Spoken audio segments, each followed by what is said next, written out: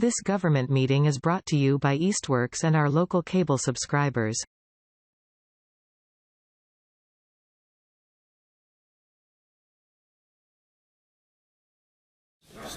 All right. Calling to order the meeting of the Southampton Select Board for September 12th at 6 o'clock. So could everybody please stand and we'll say the Pledge of Allegiance.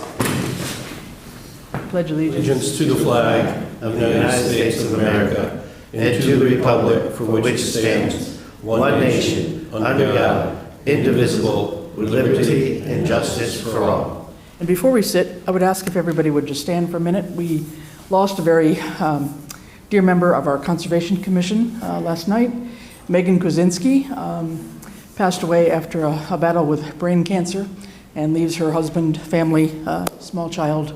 And we'd just like to hold her in our thoughts and thank her family for giving her to us for a short amount of time. So if we just take a minute of silence.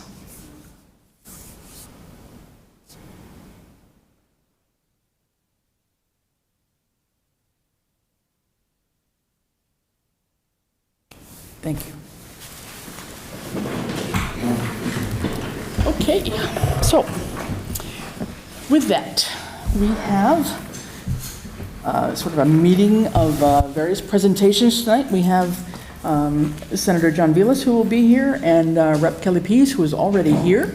But since the senator is running a little bit late, I'm going to take us a little bit out of order, if that's okay with those that are otherwise here for their committee reports. So actually, before that, is there any open time for the public? Is anybody here for open time for the public? Nobody? Okay, if not. If everybody's okay with that, we'll just jump into committee reports to the select board. And so our first one up, actually let's do Sierra, community preservation. Okay. If you'd like to do that. So we do have the handouts of your reports, so you don't have to go word for word, but just give us the highlights for all those that are listening at home and want to know what's going on, okay? All right, thank you. So I'm Sierra Simmons from 242 College Highway. I'm the Community Preservation Committee Chair. Mm-hmm. And so first we want to give an update on the state funding for community preservation. Well, it's not much of an update because it's from August 7th, but we did get the unfortunate news that the $30 million in surplus funding for the CPA Trust Fund was dropped from the state budget at the end of July, which is a bummer for us because that is where we get half of our CPA funds. And so if there's no sort of turnaround on this, it would mean that we could have only 20% match of the town surcharge fees. So whereas last year, the town surcharges were about $280,000 and we got 100% match of that, they're looking at possibly only 20% match from the coalition this year. Big bummer. Now, the good news. Our legislators go ahead. Here tonight. This will be an opportunity to have that talk about later. Very important. Yeah, so we'll let you do it later. Report over there? Yeah, we'll just do it after. Yeah. So yeah. Okay, great. Get your copy of that. Yeah. The good-ish news is that this happened last year too, and the coalition, the State Community Preservation Coalition, was able to secure a supplemental distribution of $20 million through a separate bill. And so we're hoping that this is going to happen again this year. The coalition sort of tried to give us this hope that they were going to be advocating for this again.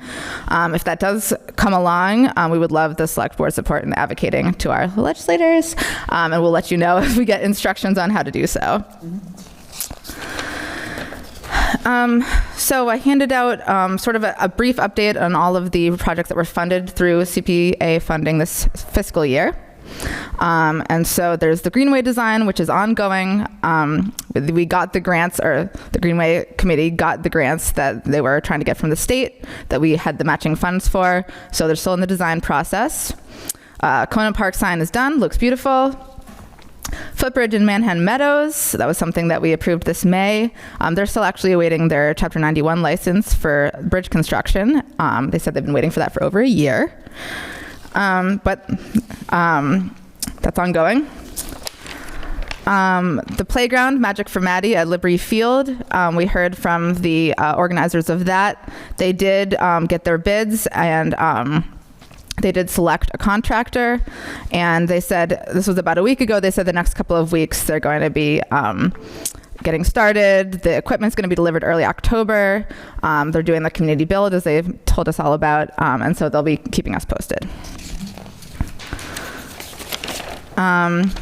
So now to some of the questions on the instructions for us. So our priorities for the next 6 months.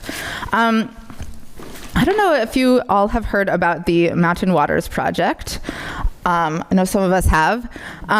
So this is something that is still in the formation stage. The people in charge with Kestrel and the Conservation Commission have come before the Community Preservation Committee to sort of discuss it. They haven't really done a formal final ask yet because there's like state funding to figure out. There's some questions with the property owners and things like that.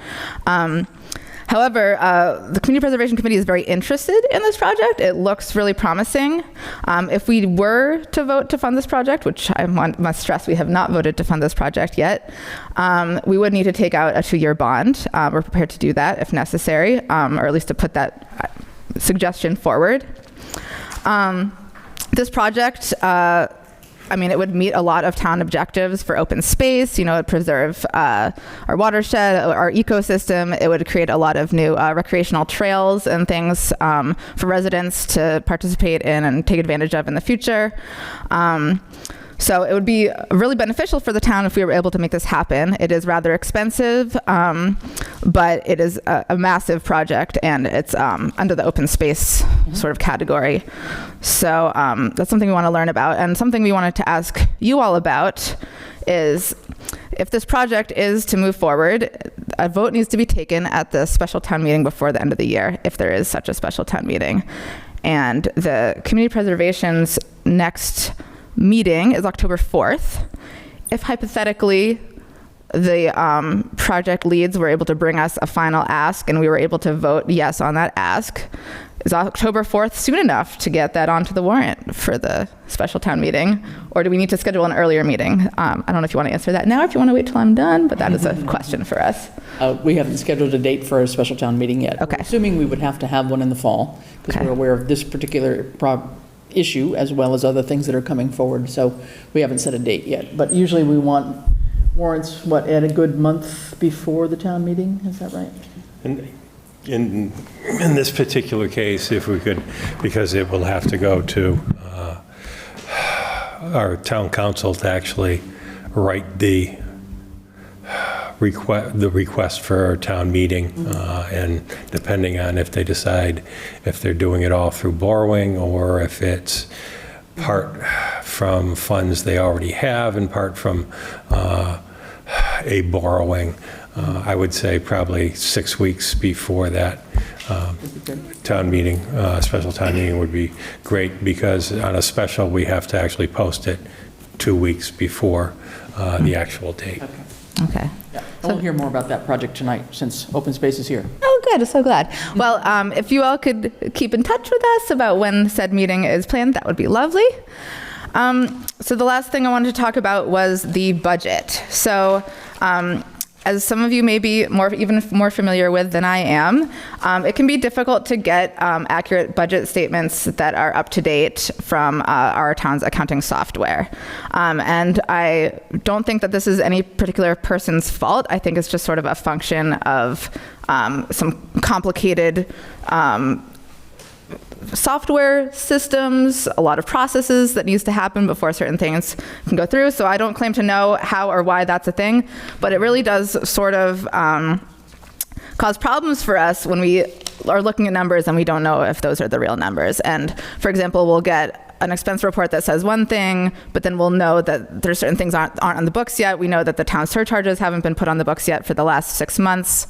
And similarly, sometimes we'll get a report that is just the transfers, but it's not the current account balances, and the two reports will have two different account balances, so it's just highly confusing.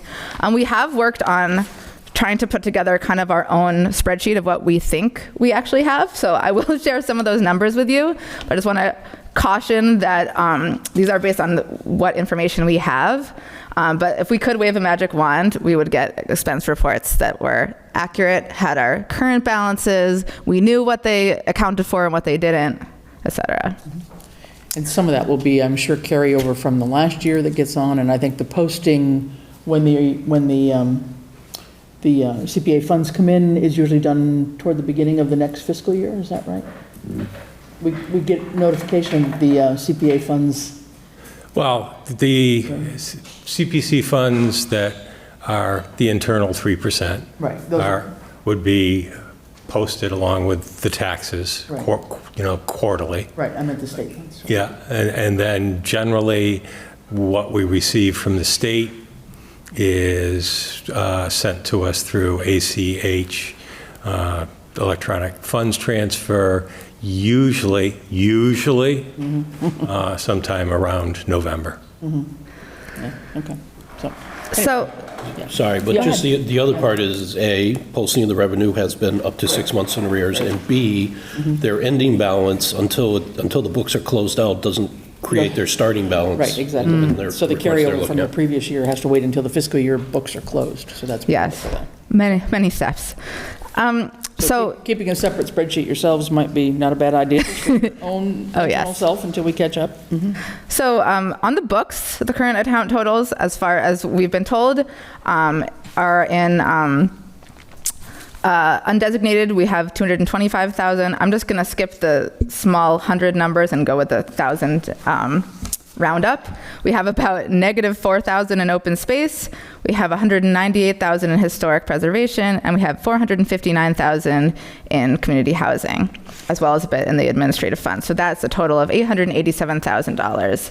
Now, this does not include the town 3% surcharge from February 23rd through August 23rd. So that's 2 quarterly payments that have not been reflected. We estimated what we thought those might be, and so the totals with those estimated additions would be an undesignated 323,000, open space about 9,000, historic preservation 212,000, housing 473,000, administrative 7,500, for a total of 1,027,046. We do have we have our ongoing Pomeroy Meadow debt we have to pay each year, and we also have probably some more Greenway requests coming in. So looking at like the funding coming in over the next year, as best we're able to guess, it looks like even if we do take out the bond, the upcoming projects, including if we were to vote yes on the Mountain Waters project, would pretty much drain all of our undesignated and open space funds, which may be worth it if it's a large project. So, do you guys have any questions for me? Comments? Well, you used the word bond. Is that just a generic term? Or were you thinking revenue anticipation notes instead? Bonds are usually 10 years plus. And I heard you say a 2-year. No. So this is a special, it's either called like a short-term bond or a commercial bond. So yeah, it would be a short-term one, but in CPA language, they call it bonding, but it may not have the same sort of criteria as like a regular bond. I'm not super well versed on all of that language. Right. So in your discussion, when you say the 2-year, are you thinking it would be paid off within that 2-year period? Yeah. Yeah. Okay. Yeah, okay, all right. Just one thing on the report, on the status on the FY23, I'm assuming that you're going on calendar year there rather than fiscal year, but anyway, no matter what, the December 13, 2023 special town meeting? So I think these were 22 town meetings, because the local match for that Greenway and the Conant Park sign, I think they weren't the last town meeting, I don't think, but I could be wrong. Oh yeah, well, certainly last December was not 2023 because that's this year, so that's a typo on my part. So it was December 2022, but it was the previous December from this year. And the May 9th one, I think, is 22 as well, but otherwise, May 9th is 2023 though. for the footbridge? Yes. Okay, all right. Yeah, the footbridge was an initial project before, and then because it took so long to get to the bid process, they realized that prices were going up, so this was sort of additional to the footbridge. Okay, good, all right. Anybody, and you're accepting CPC projects, I assume, as usual, all year round? Yes, and absolutely. You've got the application out on your website page and so forth? Or? We do, and we're also in the process of updating our application. We realized it didn't really have super clear instructions. It could use a little updating, so we worked as a committee last week to sort of put in some updates. We're going to run them by the coalition, and then we will be publishing it. Great. Yes. Just to educate myself, Microphone. I'm going to talk into this microphone to educate myself. In terms of allocating to these different buckets, historical or open space, is it just a third, or is there some formula? There is a formula. It's 10% has to go, 10% of the total revenue has to go in housing, historic preservation, and open space, which recreation is included up under open space. Mm-hmm. And then the rest of it goes in undesignated, but can also only be spent in those three categories, just whatever we want. Oh, I see. So it's trued up. It's trued up every June. They redistribute the 10%. So that's why you'll see on the May town meeting or whenever the annual town meeting is, there's a vote to sort of distribute them each by the formula. Yeah. Thank you very much. Yeah, okay. Good. If nothing else, thank you for that. Thank you. Appreciate that. All right, great. And I see Joy has joined us by remoting in, so when we do have votes on anything, we will do a roll call tonight. Hi, Joy, welcome. Thank you. All right, next, how about Conservation Commission? Art?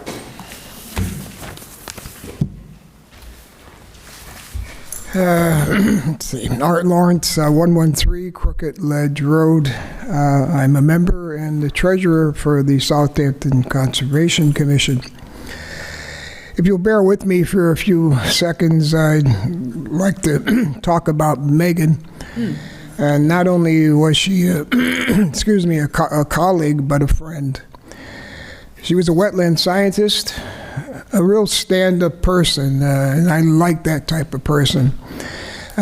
She was kind of short in stature, but she would stand up basically to anybody. Smart as a whip. If we were going out to investigate a stream, trying to determine whether it was intermittent or not, she always came prepared, always did the stream stats or stream statistics. If somebody was filling a pond, she could tell you the flow rates, new wetland soils and plants, and also did hands-on stuff. Manhan Meadows was a good example.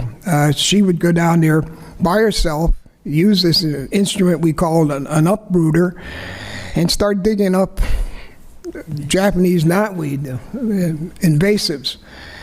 And at the same time be spreading native seed so that hopefully we can force out some of these invasives.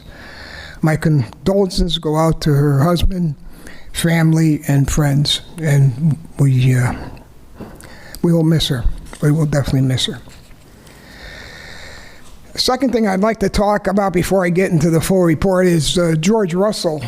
George is our new conservation agent. I just want to mention a few things. Right now, George is a very experienced person, comes to us from Vernon, Connecticut every 3 days a week, has had a lot of experience with conservation commissions in Massachusetts. He handles just about all the paperwork as far as our permits, our NOIs and RDAs. And for the first time, hallelujah, frees up Marla to live a normal retired life. He plans site visits and puts whatever is needed in the newspaper. He takes care of our enforcement orders and makes sure property owners are doing the right things, following our conditions. He's part of the land use group. Now, I don't know if you guys still call it a land use group, but years ago, that's what we call it. Made up of the planning board, chair, fire department, police department, a building commissioner, highway superintendent, board of health, and the town administrator. He did participate in the latest one, which was for a commercial property project on College Highway. And he will continue to do that because many of these sites do have conservation issues. He meets with homeowners and representatives. People can set up appointments. And in his free time, he does monitor our 700 acres of conservation land. If he finds some issues, he lets us know. So if we've got to go hire somebody or such to cut a tree down or whatever it may be. So it's working out very well, and we're so happy we do have him.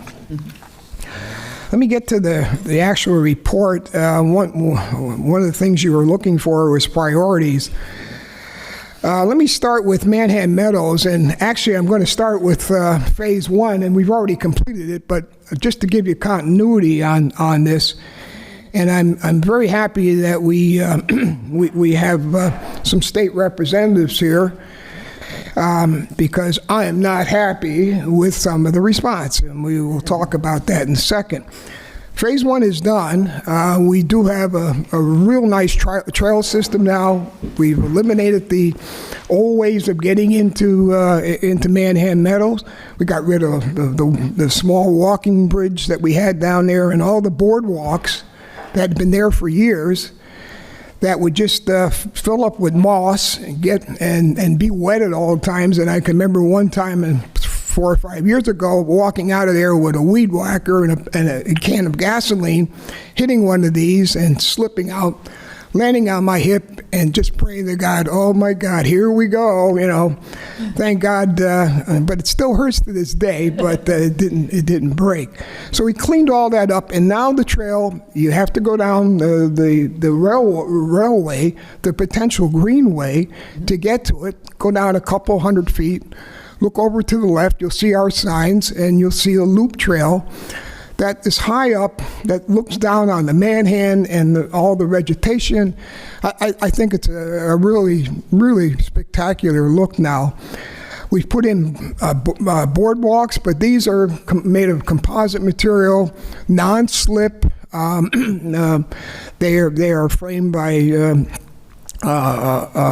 wood, but the actual places where you step are all composite. We put a stairway in there, and we go right down to the river. Done. Got the money from the state, the $50,000 back. We're very happy with that progress. So Phase 2, it was considered it would be a good idea to put together the East Street side and the Brickyard side. Well, to do that, we have to cross the Manhattan. We, for many years, had an old suspension bridge put up by a bunch of Boy Scouts. That became, we finally had to take it down because it was just became a real hazard. So when I got involved, I guess originally the people who put the grant together thought, hey, what the hell, we'll get a couple of people and we'll mosey on down there and we'll stretch out that 65-foot bridge and we'll be done. Not realizing that, and then when I came on, being the engineer I am, except in this case the wrong type of engineer, electrical versus a civil engineer, I realized the liability is very, very high here. This is a 65-foot long, 4-foot wide, fiberglass pedestrian footbridge. And, like anything else, it needs good engineering and good bridge engineering. I was lucky to find a person out of Sheffield, a professional engineer who had bridge experience. Actually put a similar bridge, though smaller, in the Sheffield area. So he had the experience. So we hired him. We also found out at that time we needed a Chapter 91 license. What's Chapter 91? Okay, well, the good news is that we didn't need the Army Corps of Engineer license, which would be, if we had a car carrying ship going down Manhattan, we may have needed that, but we didn't. So we figured, hey, no problem. We hired a local guy who, as a wetland scientist, who actually ran that department for the state, ran the Chapter 91 group. I figured, hey, we're in like Flynn. We have finished the initial design, just to let you know, from the professional engineer. We're using a pin-steel grade beam to give us a lot of support, both sideways and back and forth. We haven't moved on to the specification phases yet because, hell, I don't have a license, and I'll get to that in a minute. because we were always worried that something would change and we'd have to go back and redo. But all the science is done, all the soil studies and the initial design. Again, the next phase is to put together the specifications of the design and put out a bid package. Now let's get to the Chapter 91. I've waited a year and a half for this damn license. I can't believe it.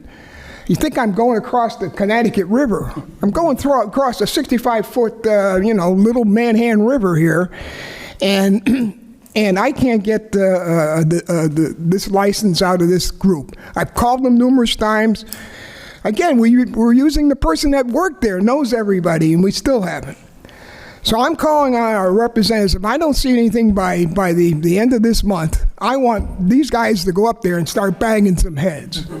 Simple as that. I mean, it's ridiculous. I mean, the East Street Bridge probably got their Chapter 91 quicker than we did for our little footbridge. A footbridge now, a fiberglass footbridge.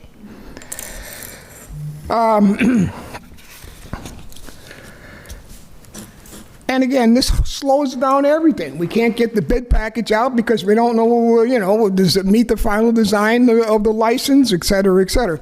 Now we lost all this summer. We have to do this in August.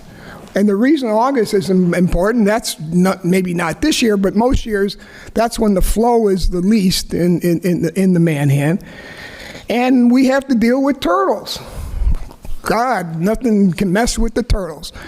And we can't mess with the mating season of the turtles. So August becomes the magic month. We lost it. So now we've got to wait till next year. I've set the goal, and we need to get this bid package out by the first of the year. This will give us time because now, remember, the people bidding this will have to bid the bridge. The cost, they're going to have to go and buy the bridge because I'll be damned, I'm going to keep it in my garage. And, we got to get them lined up. These people are busy and they're getting their work lined up as we speak. The other problem is this delay is costing us. I don't know what, I follow the inflation rates as close as anybody. What are we talking, 9%, 10% in these range. So what would started off with, a couple years ago, around 80,000, is going to literally be over 90,000. Now, we got $100,000 to work with. 90,000 is going to come out of, just for the bridge. We've already spent close to 10 for the initial design work. So we're going to, and thank you, we've gotten some additional money from CPC, another 6,000, but it's not going to be anywhere near what we're going to need.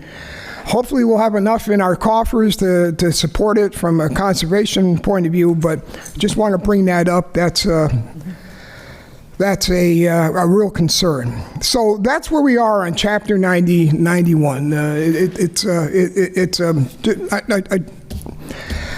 Coming from the real world, and Dan knows this, we both came from the real world, or he's still in it.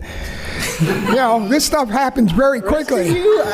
Now, I'm not used to working, I'm not used to working with state, and I'll tell you, to do another one of these grant projects, you got to be out of your mind. I mean, I can't believe what's involved in some of this stuff. And I was a pretty damn good engineer in my day, so. This is true. So that's that. Our second priority is basically property maintenance. As we mentioned, we've got 700 acres. There's always work. There's always trail work. There's always down trees. We got young people going out, with chainsaws and such, trying to maintain all this. So that's always a priority with us. A magic wand. Now, you talk about a magic wand. I'll tell you what my magic wand is. It's called volunteers. And Southampton is not known for its volunteers, I can assure you that. And shame on us because we need them. And what I would suggest, and I would love to see, and it's nice, and don't get me wrong, I know what people go out and they work on this and that. Unfortunately, they go out maybe one time, clean it all up, it looks great. Guess what? everything grows back. I go down to Manhattan Meadows every 2 weeks and weed whack all the front. I've got knockweed, which I knock down to nothing, and I go back in 2 weeks, it's over my head. So it's a constant project. I would love to see a group of maybe 8 or 10 people that get together that are really dedicated to this stuff that could be sent out. You know, hey, we got a tree that fell down in wherever, and they'd come out and cut it down and move on to the next thing. Or every 2 or 3 weeks they would go to Clearwater or go to Wolf Hill and just walk by it and see what's needed. I know Northampton never seems to have any problems getting volunteers, but this is my own. This is not coming out of the commission, but we really need some help here. And, you know, we can't call upon, and rightfully so, Randall can't handle it. He's got 4 people. I mean, what's he going to be able to do? He barely can do what he does now, and I'm amazed at what he does. So that is my magic wand. Mm-hmm. And then the last thing, anything else, is we need one member to join us. We are 1 person down. And it would be nice to fill out our ranks. We presently have 6 and would like to have 7. Mm-hmm. So that's my, sorry to be a little cantankerous, but, you know, I know all of us in this room have a lot of passion. And no different on the Conservation Commission. We have a fantastic group of people. Got a couple old people. I won't say who that is. But everybody else is nice and young, and I think we're going to have these folks for quite a number of years. We've got a couple wetland scientists. We have an environmental scientist. We've got really an excellent group. So I will shut up and answer any questions you might have. Anybody have? Looking out for those turtles. The turtles. I will say, and I'm sure the senator would be, please, in the future, if you're waiting for a license from the state, don't wait a year and a half to come out and reach out to us, you know, because we will call and ask what's going on with licenses or any issues that the citizen every town has. So please, we're more than happy to get that information and reach out to the department agency. So maybe we will pass on your. I was going to do that, Mr. Pease, and what I was told by our consultant was, you know, hold off, because that's the last thing they want. They're going to make it longer after you guys show up. They're going to just push it underneath. For the most part, most things we call about, they do at least take a look at it. Yeah. And it might move it a little, not always, but sometimes it does move it along. I appreciate that, and so get ready for a call, because you're going to. Something? And at the risk of getting Mr. Lawrence cranked up even more, and actually Art and I have worked on a project recently where we've had to calm, he's had to calm me down, and I've had to calm him down. But, Art, do you remember because I think we're going to be in danger of losing the Mass Works grant. Do you remember the expiration date on that, if it's June 30th, 2024? I think I'm not sure. I got to look into that. Because if we can't do it till August, and that is one thing that we can reach out to our legislator for help for. Extension on there if needed, to try to extend that. Because if we had to wait a year and a half delay just for the waterways license, I'm sure that they could probably help us with that. Right, great. Okay. And I think anybody who's out there that would like to be heading up or working on a volunteer project, please reach out to Concom, join in on a meeting, go sit and hear what they do some night when they meet. It's regularly posted on the mytown.gov. Anybody who's interested in applying, again, on the website, there's the volunteer application form. Please join in. It's a lot of work to do around here, as Art said, to keep all these areas maintained, but we all do enjoy them when we get out there. So, you know, it's really up to everybody. If you want to take a nice long walk in the woods and experience Southampton, I think we all have a bit of a responsibility to move a log out of the way, or, you know, pull a weed or two. So try to encourage that as well. Thank you, Art. Appreciate it. Thank you. I had a question. No, sorry. Sorry. I know you probably already have thought about this, Art, so maybe don't want to take up too much time, but you mentioned the bridge. Do you know the final design of the bridge such that could be purchased this year?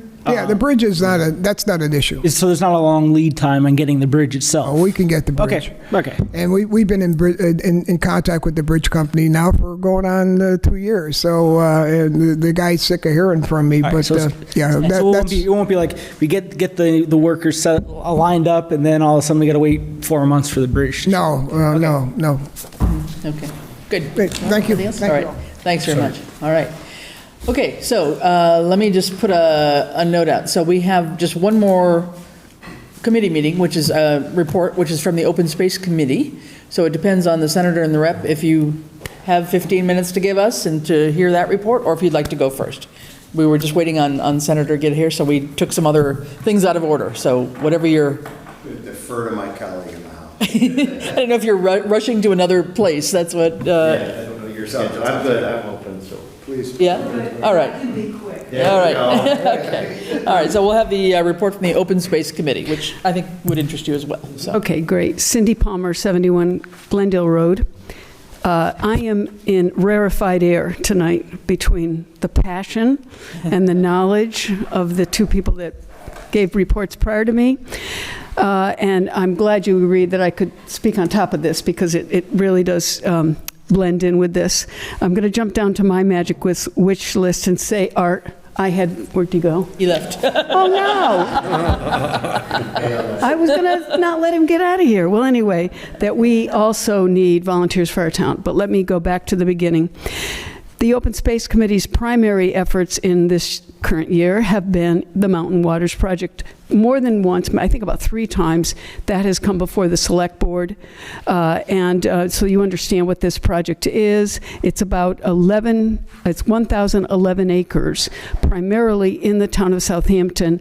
And the landowners all have land in the town of Southampton, although there's some in Montgomery and there's some in Westhampton that a very minimal amount of the acreage, but again, all of the landowners have land in Southampton. And the funding of this has been reliant on a couple of major sources. One is a Massachusetts Landscape Partnership grant of $1.25 million and several other donors, including some anonymous donors. And what Sarah didn't mention is that most recently, Mark Walmsley from Kestrel Land Trust informed us that a new private donor came forward for $750,000, which brings down, and there's no point in giving you numbers now because it's really kind of fluid, but brings down the requirement of the town match considerably from the first time around, which was over $800,000 down to less than $400,000, which is really, really good. And also some of the other partners involved, including Hoyoke Waterworks, which is a critical one in terms of the fact that they have so much land in our town and are important for a partnership, according to Kestrel. So that's all come together. I cannot tell you that. Can I just ask a question? So how is Hoyoke Waterworks connected with this? They are interested in one of the properties, but the monies towards the acquisition of that property is not coming out of the funding that it comes from the Southampton. So of the 1,011 acres, there's a piece within that. Yes. That the Small Hoyoke Waterworks would like to get control of. Yes, that's correct. Okay. The award of the Landscape Partnership Grant as of this moment has not come through, but Kestrel has been in constant communication with the people at the state and has every reason to think it's going to come through. And that's because of the number of people involved, more than one municipality, and the number of private donors, and the eagerness on the part of CPC, Conservation Commission, and Select Board to see this be successful. This is all consistent with what's in our Open Space and Recreation Plan, which, by the way, I just got a bound copy of this today. Put this in front of and there's going to be a copy of it in the town clerk's office for anybody to want to look at. And when I get to the priorities for this year for our Open Space Committee, I'm going to tell you that we're going to work really closely with what's written in there now that we've put so much effort into this Mountain Waters project. So I have to do a sort of a little disclaimer here. I'm creating this report without having run this by the Open Space Committee because we didn't meet in the month of August. So I just did everything I'm about to say based on our 2023 goals, and I've summarized them somewhat. In 2023, these would be the priority, it says, over the next 6 months. We would like to continue to support the Mountain Waters Project and start to prepare for a future phase of the project. Remember, the landowners are willing landowners. Nobody's arms were twisted for any of this, and there are others out there that are hearing about this and might want to be considered for conservation of their lands in some shape or form. So we have to be prepared for that, because that is consistent with our charge and it's consistent with our open space and recreation plan.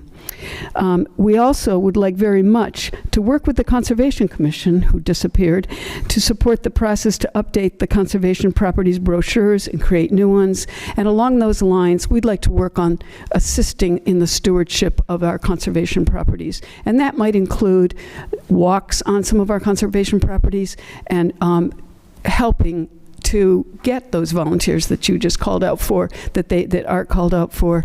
And what we really need are a couple of sort of managers of the volunteers, people that would take on the responsibility of contacting these people. So that's something that I'm very eager to see happen.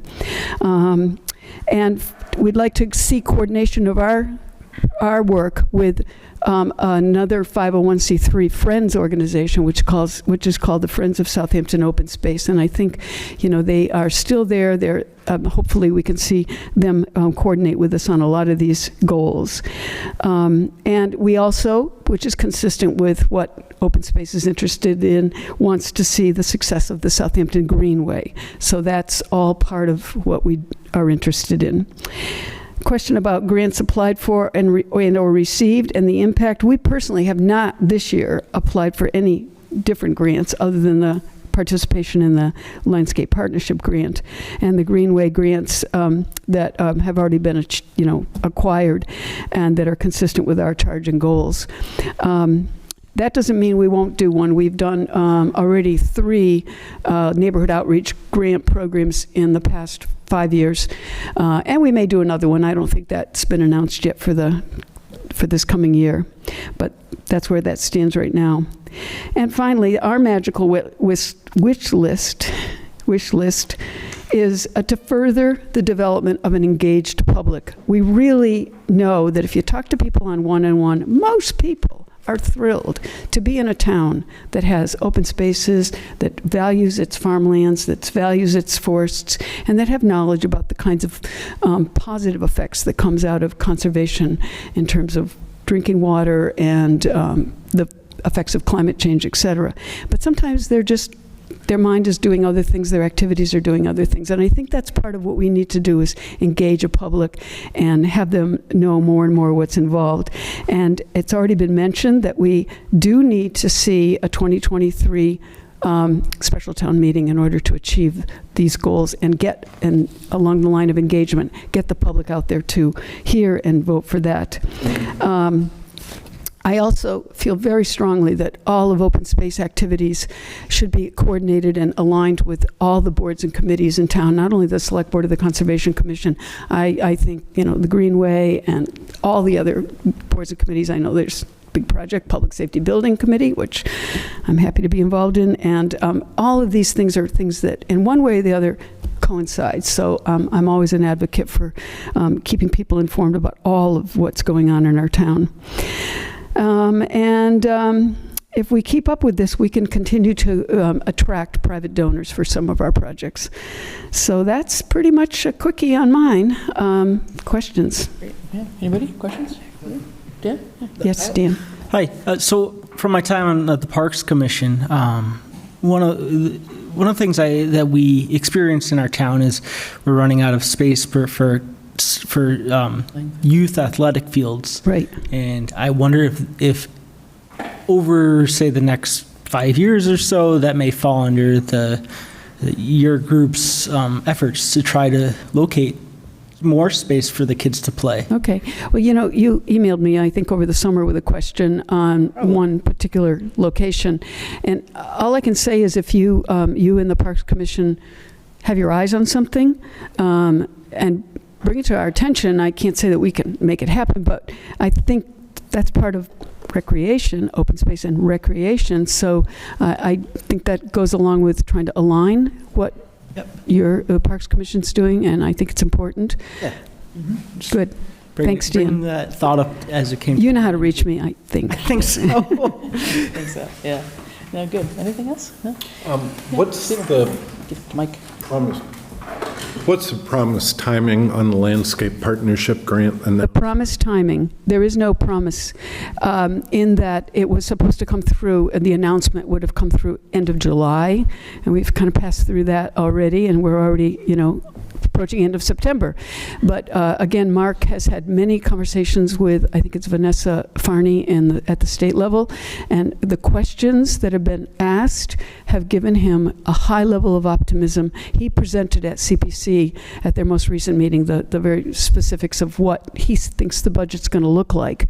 And he said that he's optimistic it's going to come through. There was no, will be announced by date ever announced. So that's all I know. So you mentioned that there's going to be an ask of the CPC. There's going to be a state grant, hopefully. Yeah, exactly. To work together.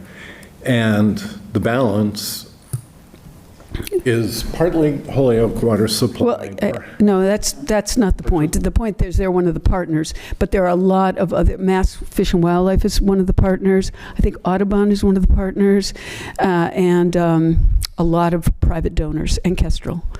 So those organizations are putting in acquisition dollars. And not in every case, no. Well, I mean to say, some of it's strictly conservation restriction. Is the town's share will be a minority share of the total cost of complete. Right, but we will still have full use of, I think, what did he say, about 500 of those acres? I think there were two of the largest properties will be fully accessible by the town of Southampton residents. And those are the properties that are really beautiful. They're up on the northwest part of our town, above the Ty Carmody Reservoir, and they will be able to be accessed by town residents. Huge value to the town. Yeah. Yes. Contributed by the organization. And I think just to clarify my question earlier, I'm in general, you've got me like 92% in favor of this whole project. Where I lose interest in the project is where Holyoke Waterworks is looking to take additional land when it is not uncommon for them to utilize the arm of the state police, environmental police, to prohibit and, say, harass citizens who happen to abut that property that they already have. Okay. So that's how they already treat the residents of Southampton, giving them more land in Southampton. I'm not feeling comfortable to fully explain how that works and why, but I think it has to do a little bit with the fact that they've been recognized, the Ty Carmody Reservoir has been recognized for one of the best drinking water sources in the state. And in order to maintain certain aspects of it, they have to do what they're doing. They have to maintain it as green space, but I would argue we're just as comfortable maintaining it as green space.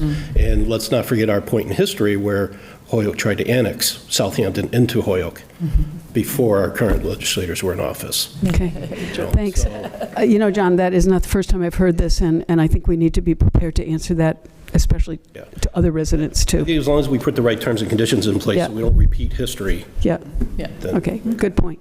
Anything else? Good. Thank you. No, I think, thank you, and we'll keep You're our fingers welcome. crossed. Thank and you for waiting. wait for news. Yes, so. Thank you. So whomever would like to go first, I'll toss it up to you. We're going to tag team if that's okay, because Sure. everything that usually Yeah, goes we through just need to my get, side has to go through we just this need side and vice to versa. both kind of get up toward the mic so we can get you on tape and also hear what you have to say. So welcome, both of you. It's great to have you here. It's been a few months since we've seen you back at one of our meetings, so I think you've been very busy in the interim. Just remember you're live streaming to 500 people listening at home, so speak into the mic. More the merrier. I guess I'd just begin at the outset by apologizing. So I'm on the Judiciary Committee, which is a very busy committee, and I wish I was here coming from a more rosy, positive hearing, but today's domestic violence and sexual offenses against children. So needless to say, it was a challenging hearing. And then, of course, the Boston traffic. And I actually left the hearing early, so I apologize that to the extent I held folks up, I apologize about that. I don't know how you want to do this. We have specific questions. Again, Yeah, I think maybe just a little update of some of the things, the bills that are before you that you're working on that have any relation to us. I know we've got a couple issues related to our public safety complex, to perhaps broadband, CPA funds. I mean, the senator, and obviously goes through the House too, acquired that, a little bit of funding for the study, and then we get a little bit of money also between us to put towards the new police cruiser. I had not heard that, actually. The truck, yeah. Yeah, we had 25,000 for the. I had not heard that. police cruiser. Okay, I'd heard It was 30. still there. I better check. Make sure. Well, I don't know. I didn't know that. It was. Sorry, that's great. No, we'd I hope heard. so, we ordered it, so. We had heard, last year was 100,000, I think, right? It was Let's hope it's 50,000 still there. each for the public safety complex study and for the Manhan Trail that I think Art was talking about, or the Greenway, one or the other, one of the Manhan things. So that was 100,000 last year, and then I'd heard, I believe, Senator, 35,000 toward the public safety study again this year. That was as far as I'd heard news anyway, but that's. And then the 25,000 from the cruiser, which all of that survived the budget that the governor signed. So that's real dollars that will be coming to the community. And I guess, I think it might be helpful kind of just before we delve into the questions to kind of just give an overview, if you will, I think, because if you listen to, what's coming out of whether it's a legislative committee hearing that I was at today or the governor's frequent remarks on this, I think it really is important to kind of, because there's some themes, recurring themes that come out over and over again. And in my estimation, the programs and the policies, and by the way, interrupt me anytime. If you feel like something I'm saying doesn't make sense, just push me aside and say, that's not true. So obviously I would argue that we are in many respects at an inflection point in the Commonwealth of Massachusetts. And what I mean by that is that there are so many needs that are out there, big picture needs that really need to be addressed. And I really credit both the previous governor and the current governor with kind of bringing to fruition this big C word, competitiveness, right? Massachusetts right now, in many respects, we are at a competitive disadvantage in many areas. And one of the challenges that presents is the outward migration of people outside of Massachusetts. So first and foremost, and obviously you were there, we have this housing challenge in Massachusetts. The price of housing is not affordable, period, end of story. We can stop talking right there about that. And we have numbers, tangible numbers showing us that people are not only leaving Massachusetts, but they're leaving and they're going to certain states that we know of. They're going to Tennessee, they're going to North Carolina, they're going to all these other states where the cost of living is cheaper, and there's other states as well too. So this legislative session, you're going to hear a lot of conversations about housing. You're going to hear a monstrosity of a housing bond bill that we talked about last week, and I keep on referencing a housing forum that I had last week with the chair on the Senate side, Lydia Edwards of the Housing Committee. To her great credit, we engaged in a pretty contentious yet friendly back and forth about the housing needs and how they're different, say, in a community like Southampton or Westfield or Holyoke than they are in a place like Boston. And she said, I'm going to come out and visit. So what I did is I had this hearing. Southampton did have a presence there that I was great about to kind of talk about what these housing needs are. So when we do this, what everyone anticipates to be well in excess of $1 billion housing bond bill, by the way, a bond bill that will be funded, the interests of all of the communities that I represent are in there, because there is a tendency, in government, like all walks of life, I would say, to, certain communities get certain things and certain communities get left by the wayside. So competitiveness, intimately tied to housing, and then the other thing is the absolute just huge workforce shortages that we're seeing in the Commonwealth right now. It is absolutely impossible to look at any industry right now and not see that we're having, I mean, this is we could go down a big rabbit hole with this one, but from emergency room, backups, the boarding that's going on, the fact that, so as I think many of you know, I'm the current chairman of Mental Health, Substance Use and Recovery. And we're seeing that over and over again, where you just can't get beds to place people who need help. And that's a real challenge, but it's not just a challenge there. You're seeing it all over. You're seeing it at restaurants. There's not an industry that's immune from it. We have a workforce crisis across the board, and it's having real big ramifications. And then the last thing that I'll say is, coupled with all of that right now is this huge challenge that we're dealing with right now, which is obviously the immigration in Massachusetts right now. To say that it is taxing some of our resources is an understatement. This is a debate that I am intimately involved with, particularly as it relates to Westfield State, as is the rep and other places out there. But make no mistake about it. This is again, I'm just going to say this is an inflection point in Massachusetts history. So you've got the competitiveness, the housing stuff, the transportation stuff that I didn't even talk about, the transportation needs in different communities. Our job to really make sure, and we did a good job of this in the budget, and I know the rep has some of the numbers to let folks know that it's not just about the T, folks, it's not the MBTA, there's other transportation in this Commonwealth, and many communities don't have public transportation. So that RTA increase is something that we're very happy with. And again, workforce challenges, transportation, housing, this current crisis that we have going on right now, challenge with the immigration stuff. That's the big picture stuff. And then obviously there's tons of little, I don't want to say little, things below that are constantly popping up, and things that you're going to tell us about right now. But I just kind of wanted to give a big picture. And I guess I'd say this, I'd be remiss if I didn't say this. Coupled with all of that is that, and I'm going back to my, being the chairman of the committee that I said I am, we are also in the midst of a really significant behavioral health crisis, both in the mental health space and both in the substance use space. More people are dying, more people are raising their hands saying we need help, and that is intimately tied to these other issues. Last thing I'd say is thank you, Southampton, for showing up last week at that hearing and giving us that perspective, ensuring that communities like Southampton, that in many instances, I would argue, as we have these conversations, policy-driven conversations, in many instances, the interests get overlooked. So thank you for being there. And I would just add on to that obviously the state is focus on this. Governor Baker, housing was a huge thing he was being a push, and obviously the new governor is following right along with that because they know how important it is. And then the workforce crisis, especially like in the nursing realm. You pick that, and the state's trying to figure out ways to make sure we attract people, keep them here.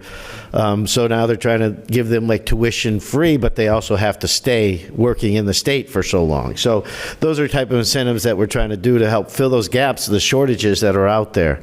And as you know, and the senator mentioned, we, you did get the bump in the regional transportation up to $97 million. So that's funded at 90%. I know we're supposed to be funded at 100, but I don't know if you're going to get it much more than 90, but we keep at least fighting for the increases every year on that to try to make sure that you're getting taken care of here at the Hampshire Regional and other regional schools in the area. So other than that, I'm not going to drone on. It's just if you guys have questions for us, then we can address those. The last thing I want to say is this.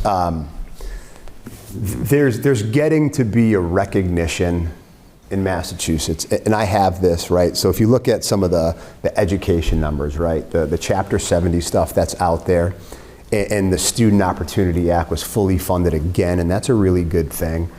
But the one thing that I will say, and if you look at the increase in Southampton, it's nominal, right? And one of the challenges that we have is that if you look at the Student Opportunity Act, which, make no mistake about it, was landmark legislation that really is going to help a lot of students really just advance and do great things with this life. But the way it helps different communities in a very uneven way, I guess is what I would say.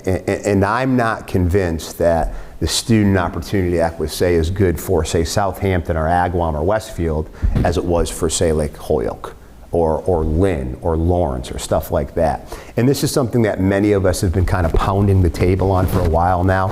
And what I will say is that the key people in the education space, so the people that chair the committees, like I chair mental health, the ones that chair education stuff, are realizing that many communities have been left behind in the financial sense, if you will, on the reimbursement sense. So maybe we will get into stuff like that. But for the first time, so like when I was here last year and we talked about this, if we did, I don't recall, I wouldn't have been able to say what I just said, kind of that recognition about certain communities kind of because of the population, because of the reimbursements. It just doesn't it makes sense. It helps everybody, but it doesn't help some communities as much as it helps the other communities. So the answer to that is not to bring the communities that it helps down. Certainly no. We want to help them as much as we can. And trust me, a lot of those communities, the needs they have, they need them many times over. It's to bring the other communities that maybe the SOA, Student Opportunity Act, didn't help out as much up. And it's really good that there's a lot of recognition of some of those communities that may have been not left behind, again, because it's helped everybody, but not helped as much. And I know I'm not talking as much in front of the mic. Couple questions? I think last year when you guys were here, the auditors, the state auditors report had just come out about the rural communities. And I think in Southampton we have a housing affordability issue, not necessarily a housing availability, right? The houses go on the market and they're gone within 2 weeks. But that being said, we're having constant growth here, and I think we have poured our resources into the educational system where the shortfalls have happened, but it's caused us to put our infrastructure in town at risk. I mean, we're at a point where, look at our firehouse, look at our police station's over 100 years old, the firehouse is older than that, and we need an expanded council on aging. And tomorrow night, if you're so in tune, you're going to hear at the school board that we have a 5 to 10 year projection where we're outgrowing our school. So we have all these infrastructure needs that we need, and we don't necessarily have the population or the commercial base to support it. Do you think there'll be any movement on the auditor's report to benefit the rural communities? I just want to say, I think one of the great things that the new governor did was appoint the rural secretary, Ann Goby, is the director of economic affairs. To put the spotlight on the rural communities and their needs that they have. And Senator, she was out here just recently and met with folks from the Council on Aging in particular. She was a guest speaker. The director of rural affairs, right? Ann Goby, she was just here. So we've had a first acquaintance. We were in her first 3 months on the job. We at least got in on her list, so we're hoping. She used to represent the Senate of rural communities. So very familiar with the needs, and that's why the governor appointed her. So we're glad that she. I think there is, right? And I have the. Of course, I don't have mine. If I can tie into that John's question, because what came before us recently, or on my desk, was the bill that's out for the Senate now. To answer your question, I do think the 1489, which is at the Senate now, which is the Municipal and Public Safety Facility Building bill that's apparently starting to circulate now at the Senate level.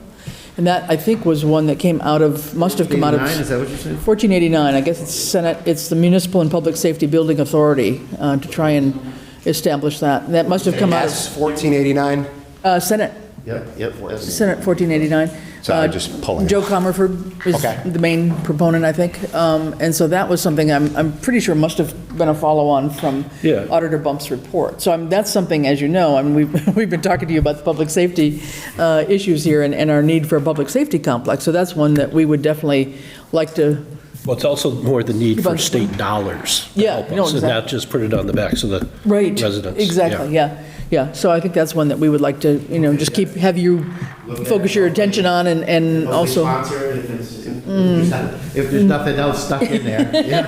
Yeah, you got to read all the fine print, I'm sure. But I think that's one that looks like it from moving from an idea and the talking phase, it looks like it's actually starting to maybe circulate among committees or something. So now I know, so essentially it replicates the MSBA. Yeah. But I think that's a really good bill. And I think, so the good thing, an awful thing, but for a good thing in terms of policy changes, is that the number of communities that are in the position, I would argue not as significantly as here, because to your point, there's some real challenges with some of the safety complexes, et cetera. That's a really big deal. The fact that if we could create an MSBA-esque type thing where we have this pool of funds, that really, really matters. I think I think virtually every community in my district needs one of different levels of where they need it and how many years in the future they could go. But no, that's a really good bill. Sorry, I didn't know what you were talking about at first. Okay. That's a really good bill. I just got. And I think that will have movement. So great, let's create it, but let's fund it too, right? Exactly. There's a very sordid history in government of creating new agencies, but then it's we have to fund it, which is part two of that. Yeah. Great. No, that's good. Okay. Yeah. Anybody else have, Danny has a hand? Yeah, I mean, just talking about housing a little bit, I'm on the Housing Authority, and you piqued my interest in what you're saying. The state is looking towards, especially with affordable housing. So for me, being Southampton, member of the Housing Authority, trying to help affordable housing, how can I use what the state is trying to do to implement change and make Southampton affordable housing better? Is that how do I get it down to our level from what's happening with this billions of dollars? Yeah, I mean, so I guess what I'd say, I'm talking this. Do you want to? No. I guess what I'd say is this, right? And this is, I am certainly not an economics major, but what I will say is that much of our housing challenges is economics 101, right? We've got a supply that's just not there, right? And one of the challenges is that has caused the prices to absolutely skyrocket. So whether it's homes in Southampton, whether it's rent, whether it's rent, everything, prices have gone up because, and I would argue that's the main driver of what's going on in terms of people leaving.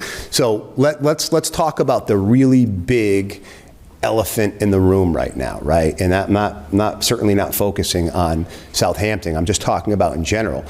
I would argue top tier issue in the housing space is that more so than any other issue, NIMBYism is a really, really big deal for the acronym, not in my backyard, for those folks who might not know the acronym. That's a really big deal. Everybody recognizes there's a housing crisis, but when developers come forward and say, let's build affordable housing, market rate housing, or anything, in many instances, one of the challenges is that, the local population, and I get it, right? I get it, might not want to see that building in their community. The problem is if everybody says not here, then we're in this crisis. And what do we do? So going back to what we talked about with the housing bond bill, my job when we do that is to ensure that, our job is to ensure that all of the communities we represent, and they're unique, because that's the key word here, right? The needs here are different from Holyoke, different from Westfield, different from Russell, Montgomery. Everybody's are a part of that bill. So if it's allowing you to build more, if whatever the need might be, it needs to be in that bill. But we're getting to a point, I'll be honest with you, we are getting to a point where, and I'll give you for instances, and this is happening in the communities in eastern Massachusetts, that are near the MBTA and that legislation that we passed last session. One of the things that the state's beginning to say is, okay, do you not, if you're not going to abide by this, for lack of a better way to describe it, we've tried the carrot approach. We've tried to give you certain incentives to allow this building. That's not working because no one's continuing to build, and the initial numbers that we're getting after that legislation is it really hasn't altered the equation. Now the state's posture is getting to be, okay, well now we're going to try the stick approach. And I don't know how I feel about the stick approach, but the stick approach is that there are these different funds that are out there, Mass Works, all these different ones. If you are a community that's covered by this and you say no to building more housing, then guess what? You're not going to be eligible for these grants. So I guess where I would come from in this, and this is more of a question for you folks, is being on the municipal level, which in my opinion are the most important players in this housing crisis that we have right now, is that how do we go about, what can the state do to kind of encourage that growth in all communities that are out there, because over and over again, we're hearing no, no, no, no. And I want to be very clear. I'm not talking about here in Southampton. I'm talking about the state. I think this is kind of weird. I'm calling on you, and we're. I'm raising my hand because I think I have something I want to say that I think will help you. Because it's a cycle, right? And what you want to take with the NIMBYism you mentioned, right? We want to take away that fear. We don't want people to be afraid. And one of the reasons they may be afraid is like what John mentioned, is our schools at capacity, right? So if more people move to our town, where are their kids going to go to school, right? How is the police going to respond to them? Is there going to be enough public services for them? So everything's a big dynamic system, and all these feedback loops, and it all's connected together. So, if you want look, I couldn't agree with you more, right? Like, this is all. I guess what I would say is, the only thing I would say in response to that, and it's not really a response because I agree to you, is that I guess the thought process would be, if that there's more building, more things going on, there's more of a tax base where some of that stuff you could, and, that would be part of the schools and the revenue. But listen, I get it. Yeah. I get, and I, by the way, I hate that phrase, but I hear it all. The NIMBYism, I hear it all the time, and if I never hear it again, I'm good. But there lies the biggest challenge. And if you look at the previous governor's housing choice legislation on the Zoning Board of Appeals, where we said, okay, to build anything, there needs to be a supermajority. And then we kind of lowered it to say, no, we don't need a supermajority. We just need a majority to get that legislation passed.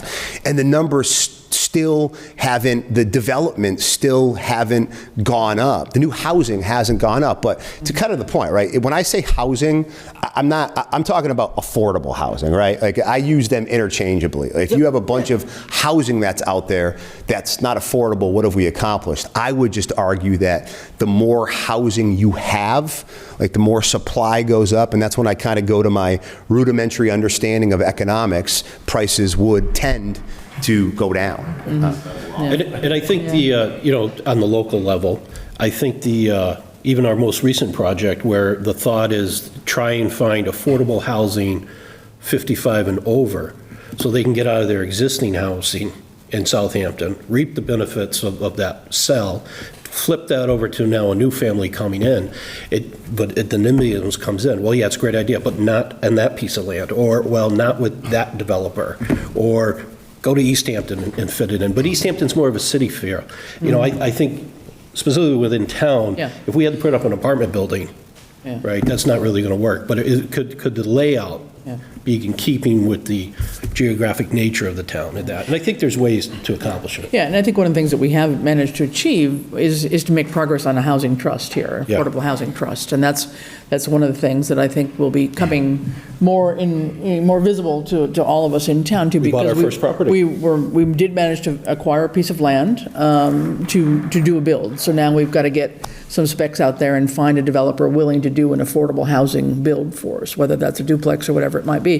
And since we have the chair of the Housing Authority, do you mind if I ask her to just make a comment? Just briefly. Should I go up there? Yeah, just so you can be heard. Sorry. Thanks. So Sierra Simmons again, 242 College Highway, chair of the Housing Authority. So problems that we have run into, which are sort of surprising, is even more so than the not in my backyard folks. First of all, as you guys are well familiar with, being a rural community, when we have, for example, there's massive funding in Community One Stop for Growth, all of these great development funds. But when it comes down to what we're able to fit in our small town and the properties that exist, the projects are too small to be competitive in that grant world.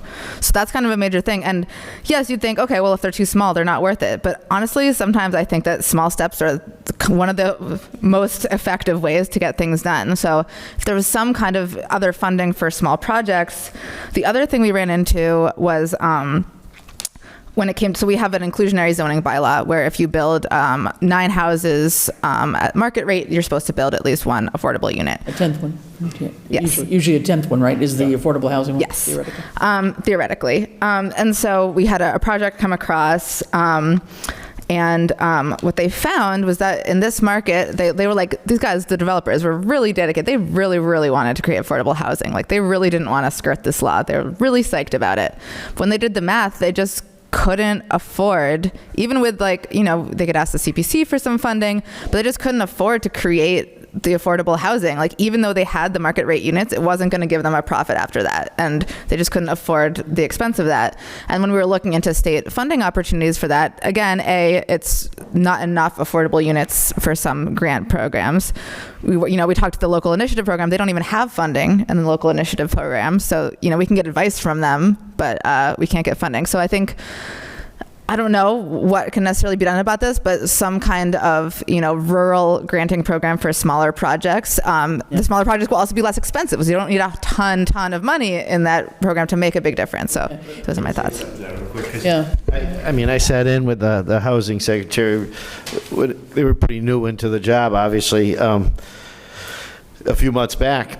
And one of my colleagues raised that issue and said, look, 10 houses in this community, or 10 units in this community is huge. It's not 100 like would impact this other community, but 10 here, and we need to start looking at that. So that's exactly what you're talking about. So hopefully the secretary took that under advisement, because they were doing a lot of nodding, so that's good. But a lot of people, they don't realize that, right? How much, like 10 units here would be a huge increase as opposed to a big city where 10 is nothing, Yeah. And I couldn't, sorry, please. No, I was just going to say, I'm hoping too that now that we have a position of the Director of Rural Affairs, too, that would maybe focus on a variety of economic activity, but including housing, I'm hoping that also gives us another voice on this end of the state anyway to advocate for smaller communities. But We also, and I had mixed, because anyone that doesn't think housing is economic development is, in my opinion, living in a different planet.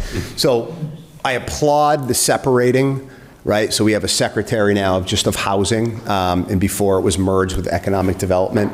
But the fact that, I think, if nothing else, that kind of stresses the urgency of housing. So I applaud it for that. To your point, I thought, I was at of all things, a realtor event last Friday where they had were you there? That's right. When they talked about that, and maybe we're talking about the same thing.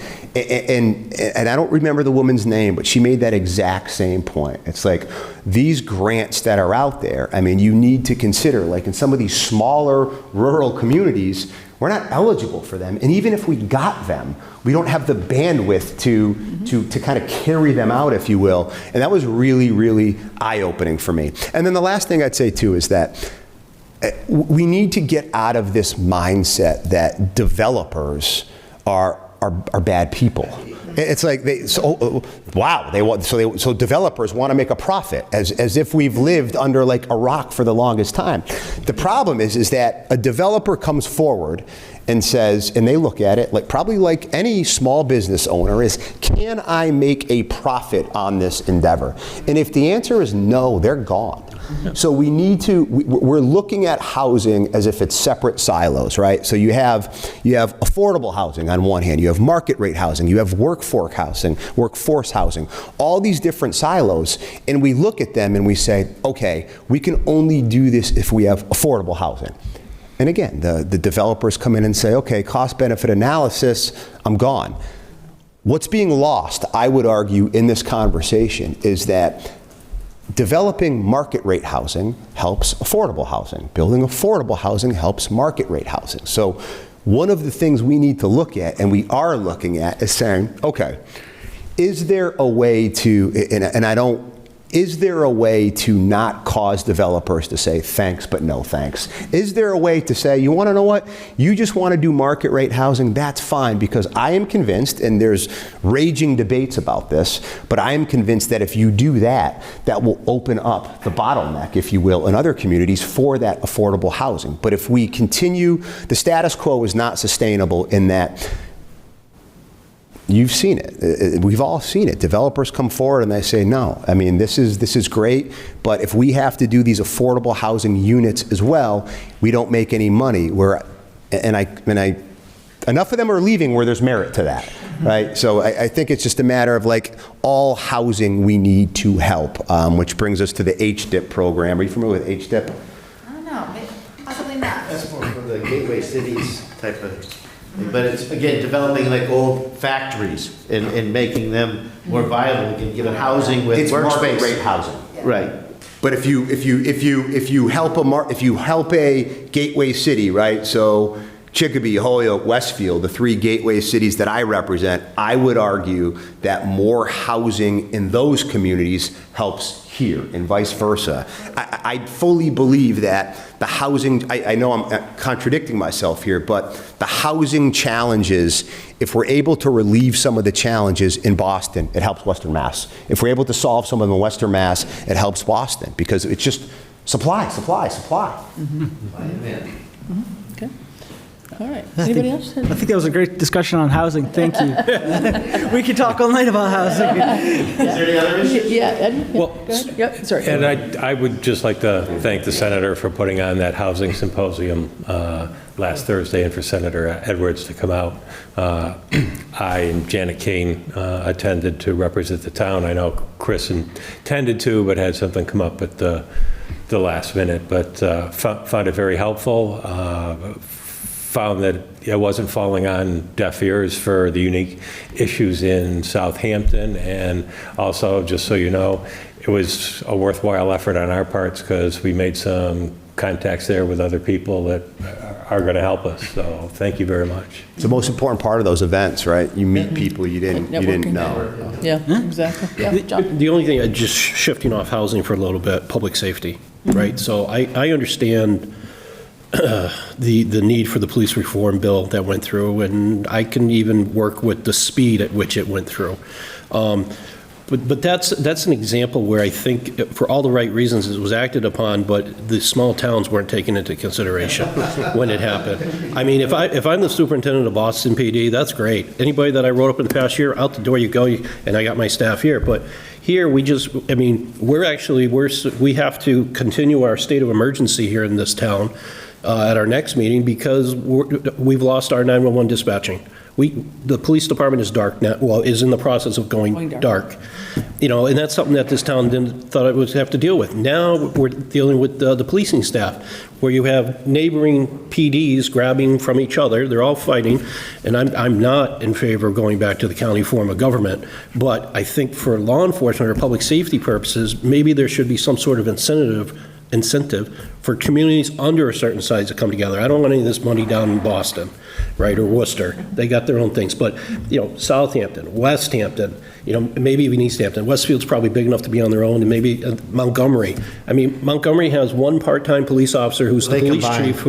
Yeah, and then you got Chester and that. So if there were ways to kind of tie those together, because Well, that's what they've done over there, right? Chester and Blandford have combined and stuff. Right, and they use the DLS grant to get it up and running, and then they're on their own to go. But what I'm saying is, it used to be you had to have a 99 on the state police exam to get in. The last round of recruits coming in, you were passing on a 70. Yeah. All right. So, and they're not filling. I think they're 300 short, or they might be a little higher after this last academy. But that's our backup, and they can't even staff. So, right. And I'm gonna start with this, even though I wasn't there when I was, I believe, the senator's aide at that time.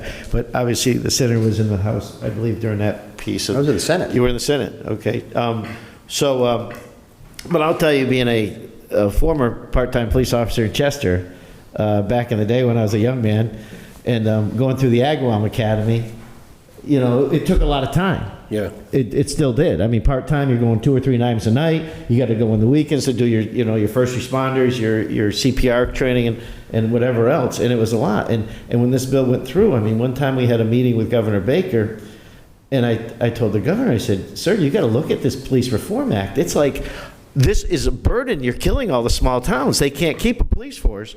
But he was under the impression, unfortunately, that it was only like another week or a couple day training added on to it. And I'm like, no, sir, this is extensive. And then he checked with my colleague who got elected, who was a former captain, retired captain out of Falmouth, Representative Exaros, and he said, well, is this right? And he said, yes, sir, it's a very extensive thing, which killed.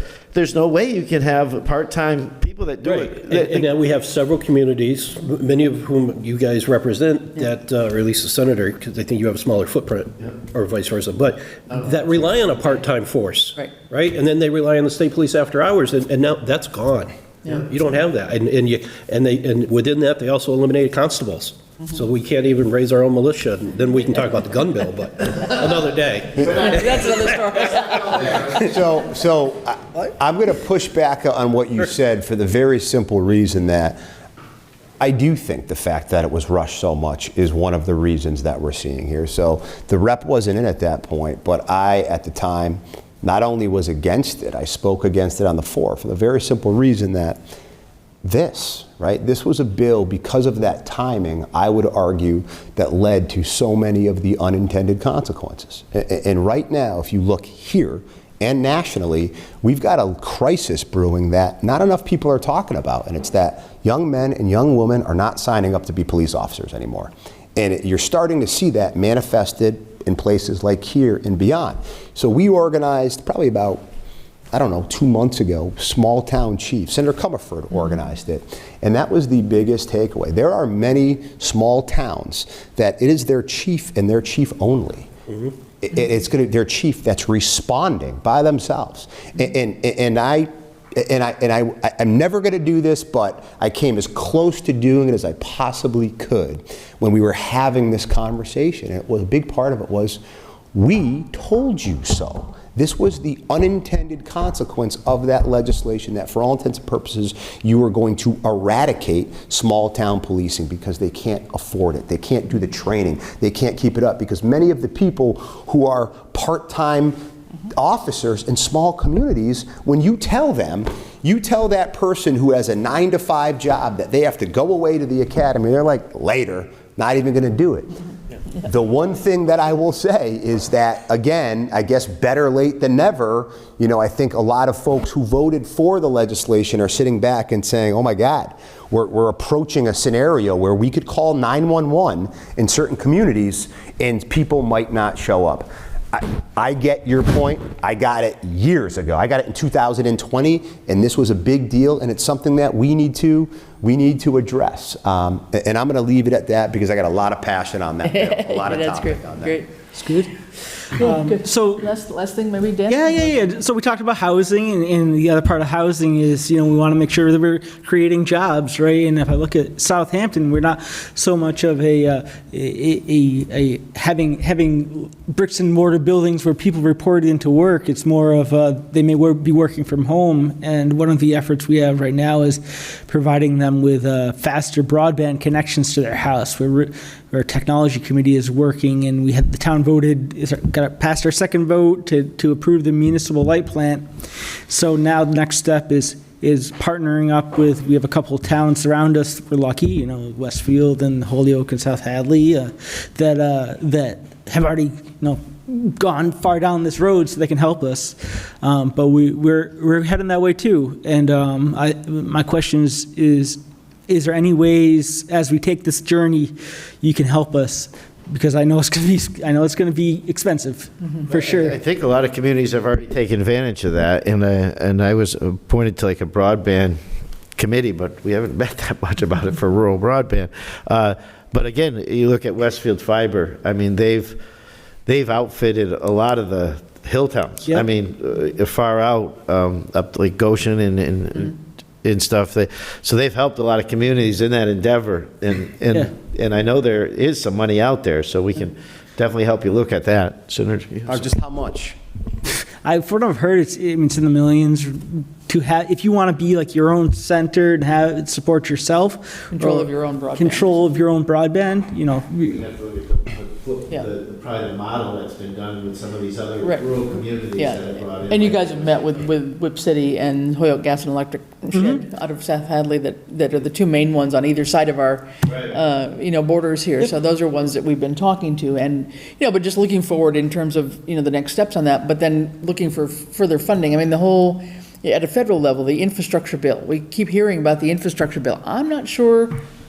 Correct me if I'm wrong. I mean, I'm not sure we've seen much of the infrastructure bill from a federal level trickle down through the state to Massachusetts, or to the towns, at least in Massachusetts. I could be totally wrong, but I'm heading up a grant committee, and we're trying to keep track of what's out there at both state and federal level for grants. And certainly, state ones are easier to apply for than the FEMAs of the world, right?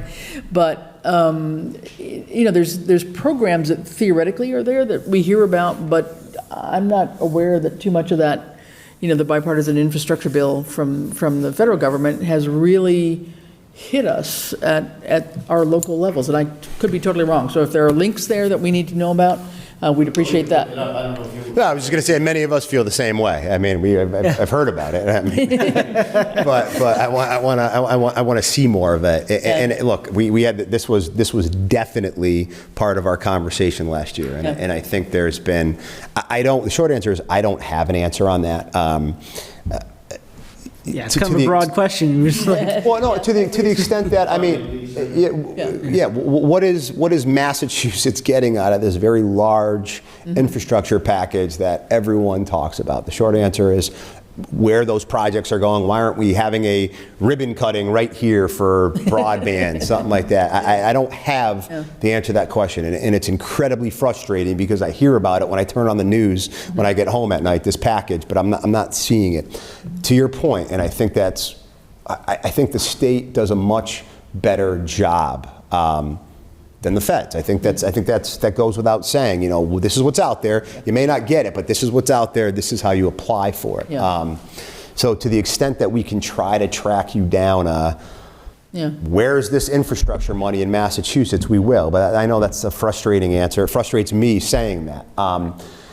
And then I guess the last thing I'd say is that, I obviously came in late and heard I heard the gentleman, and I heard kind of the back and forth about the annexation of Southampton from Holyoke, which was History, it's which was news to me. Not letting go of that, They still teach in 6th grade history class over here at Norris. Just saying.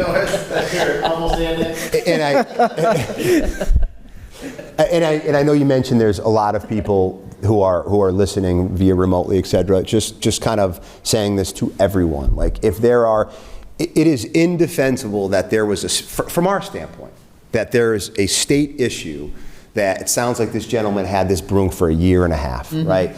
This needs to be brought to our attention, and to every single person listening on here. Like, if there are state issues and it's stuff that you folks become aware of, and many of you have, send them our way. Really, really important. One of the coolest and most important things I think we can do is this red tape, bureaucratic stuff that delays. We have a track record of being able to speed that up. And I know for many people, and in many instances, it's just getting government out of the way, and then you'll be able to do a better job functioning. That's like low-hanging fruit that we can help out with. So please, and by far, and I am going to confidently speak for both of us, it's the most important thing we do, that constituent service work. So by all means, and the people who are listening, hopefully you take us up on it and reach out to us. Yeah. Rep Pease and Senator Vilas for those who might not know us. There we go. Absolutely. Yeah. No, and then just to sort of close up, I'd just like to thank you too, just from the town's perspective, for all your help and assistance with the grants that we have applied for. We've been extremely successful with Mass Trails for the Greenway. We'll probably be coming around for another round, but we've done well.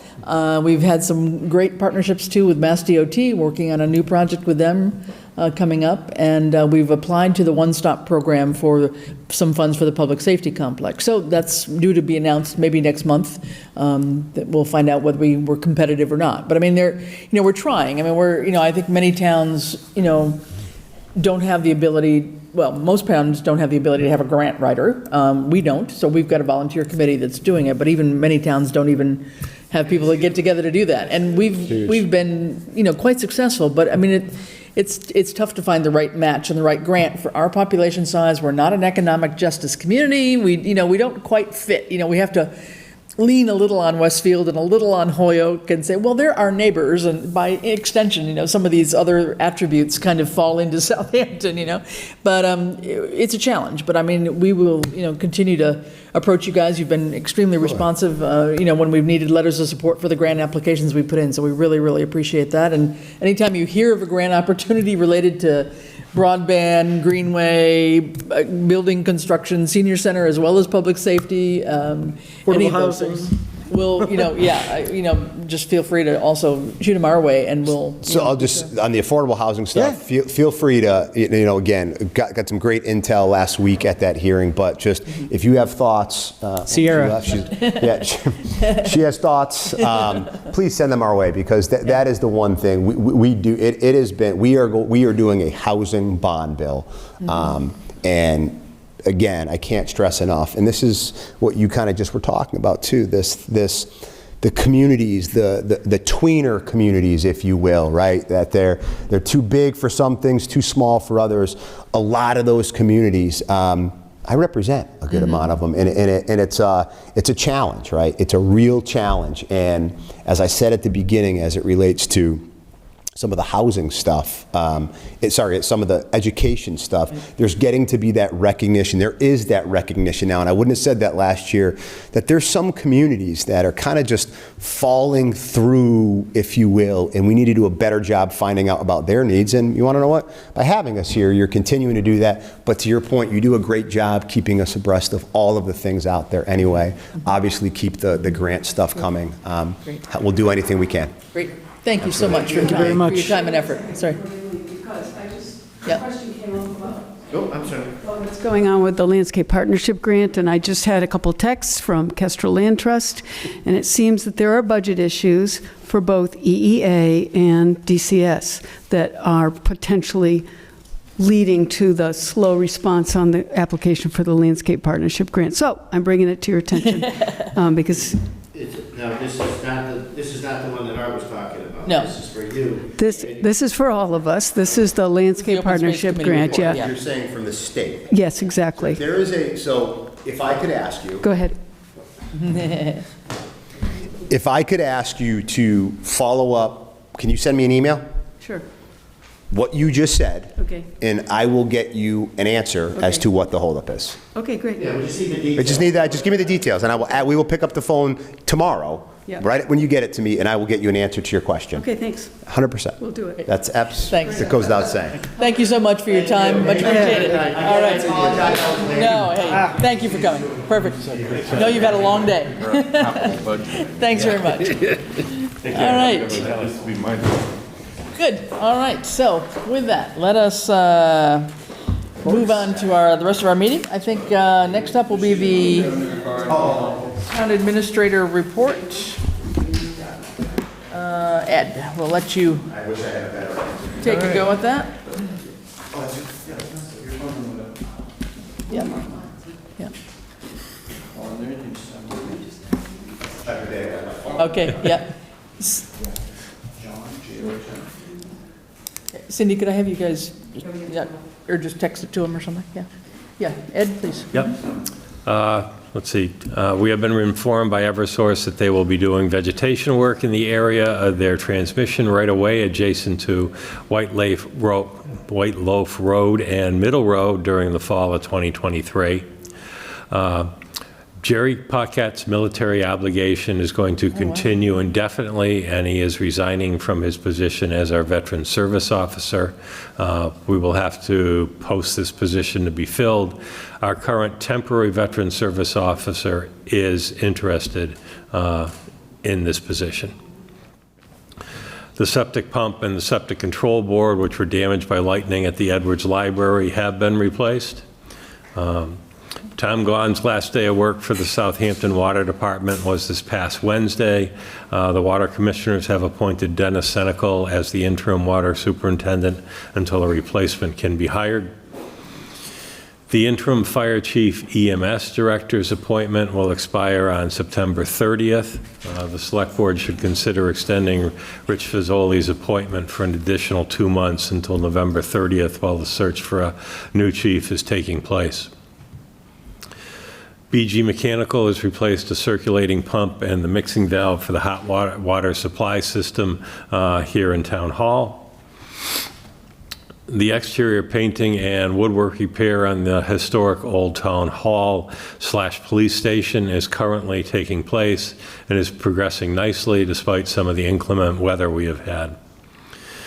The Mass Municipal Association will be having their fall legislative regional breakfast meeting on October 13th in Beckett. Please let either Judy or I know if you would like to have us register you for this event. The Collins Center is sending out letters requesting proposals for a kind of Municipal Modernization Act 3 to a variety of organizations, including the Mass Select Boards Association and others. We should take advantage of this opportunity and develop some proposals to submit along those lines.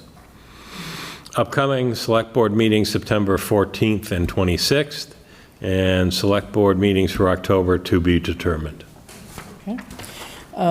Could you just explain that last one, the Municipal Modernization Act 3 a little bit?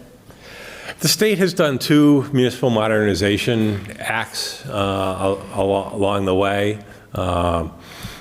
So evidently, the state is utilizing the Collins Center to reach out to different governmental organizations in Massachusetts to get proposals from local governments for a Municipal Act 3. And there are a number of things which have been done in the past, changing of procurement laws, changing of practices and policies along the way to make it easier to do local government and not as bureaucratic and time consuming. Mm-hmm. Okay, interesting. All right. I think back on your other point on E, thank you for bringing that to our attention, that the current interim fire chief will be, the appointment we did will expire already on September 30th, which is around the corner. So I would just propose we put that on the agenda for the 26th and do an actual. Well, the only thing about that I'm going to bring up is this would partake of the PCF process, and the next time the PPPB meeting, I believe, is on September 20th, so it should be done before that. So I would probably, like it now? I'd make a motion to. Well, I would probably at least encourage the select board to have me start the process of a PCF to extend it. And then if that went to the PPB on the 20th, it would Then we come could back still to the pick it up select here. board Okay. on the 26th. So to start the process. I make a motion that the town administrator be directed to initiate whatever paperwork is necessary to continue the term of interim fire chief, EMS director until December 30th of this year, or shorter if a new person is selected. Mm-hmm. Okay. Let's just kick it out to the end of the year. Okay. Second. All right, motion second. We'll have a roll call vote, please. Lumber, aye. Johnson, aye. LaValle, aye. Joy? Piper, aye. Okay, Fowles, aye. Okay, that passes. Thank you very much. Thank you Okay. for making that easy Any for me. other comments, questions on Ed's report? I make a motion that the town administrator initiate whatever paperwork is necessary to cause the posting for a veteran service officer for the town of Southampton. Okay. Have a second? All right, Dan, seconded that? Okay. Again, if no discussion, we'll have a vote, please. Lumber, aye. Johnson, aye. LaValle, aye. Piper, aye. Fowles, aye. Okay. Does that take care of those on that?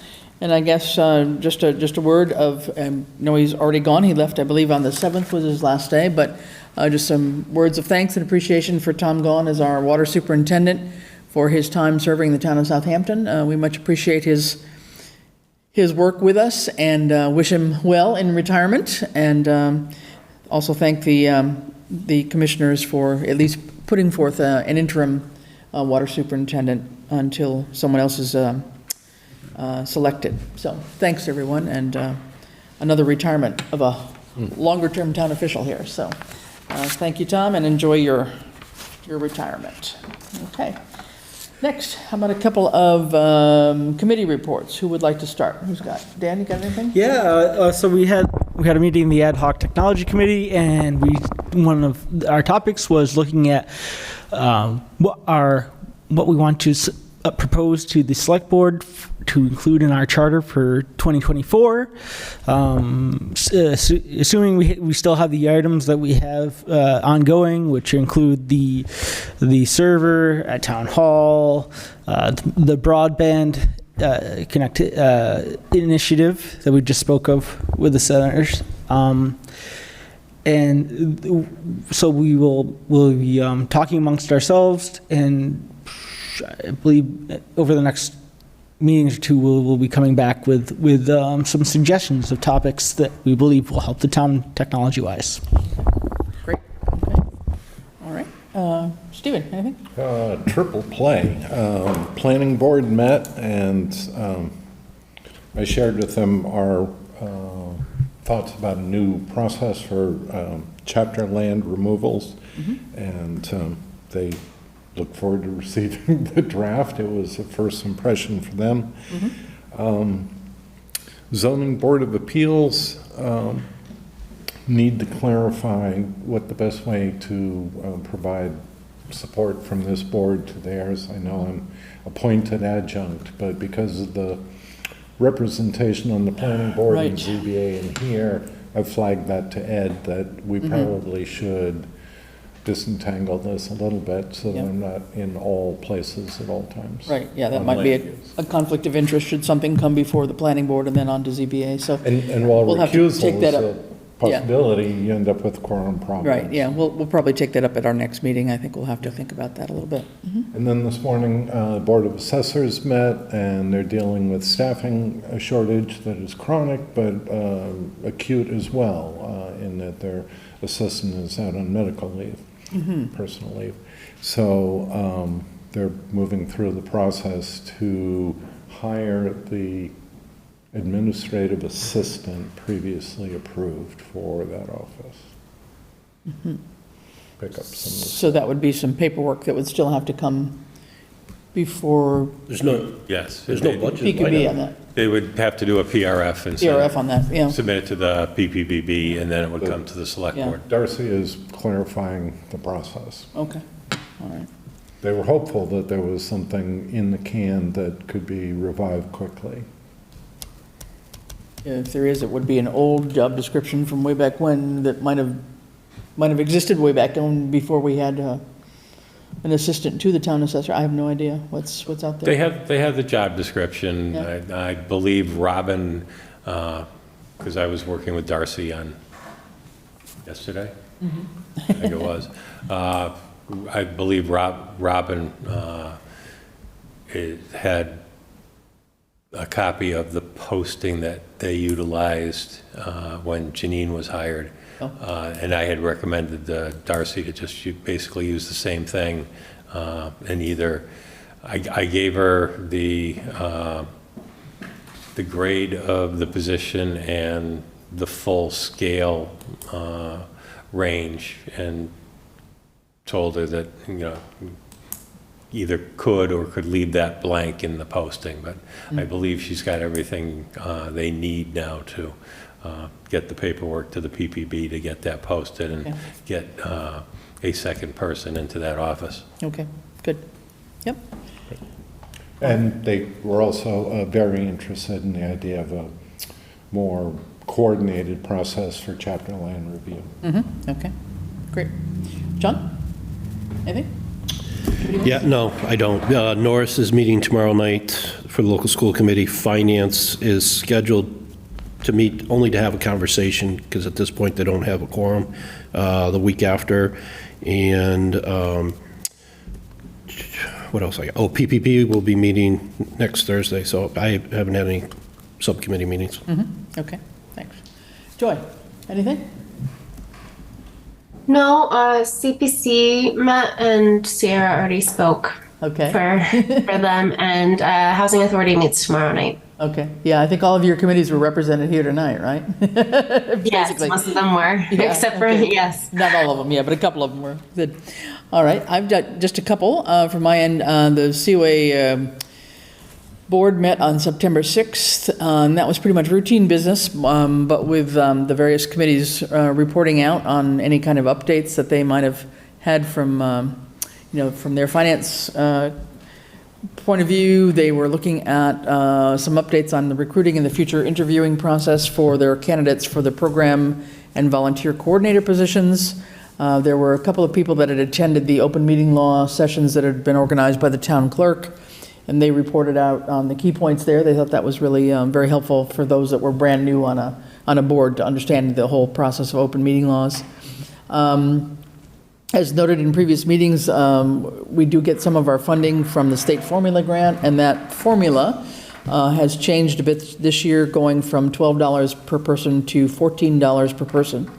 And apparently based on the 2020 federal census, there is an estimated 1,915 persons in the age group of, I believe it's age 60 and over.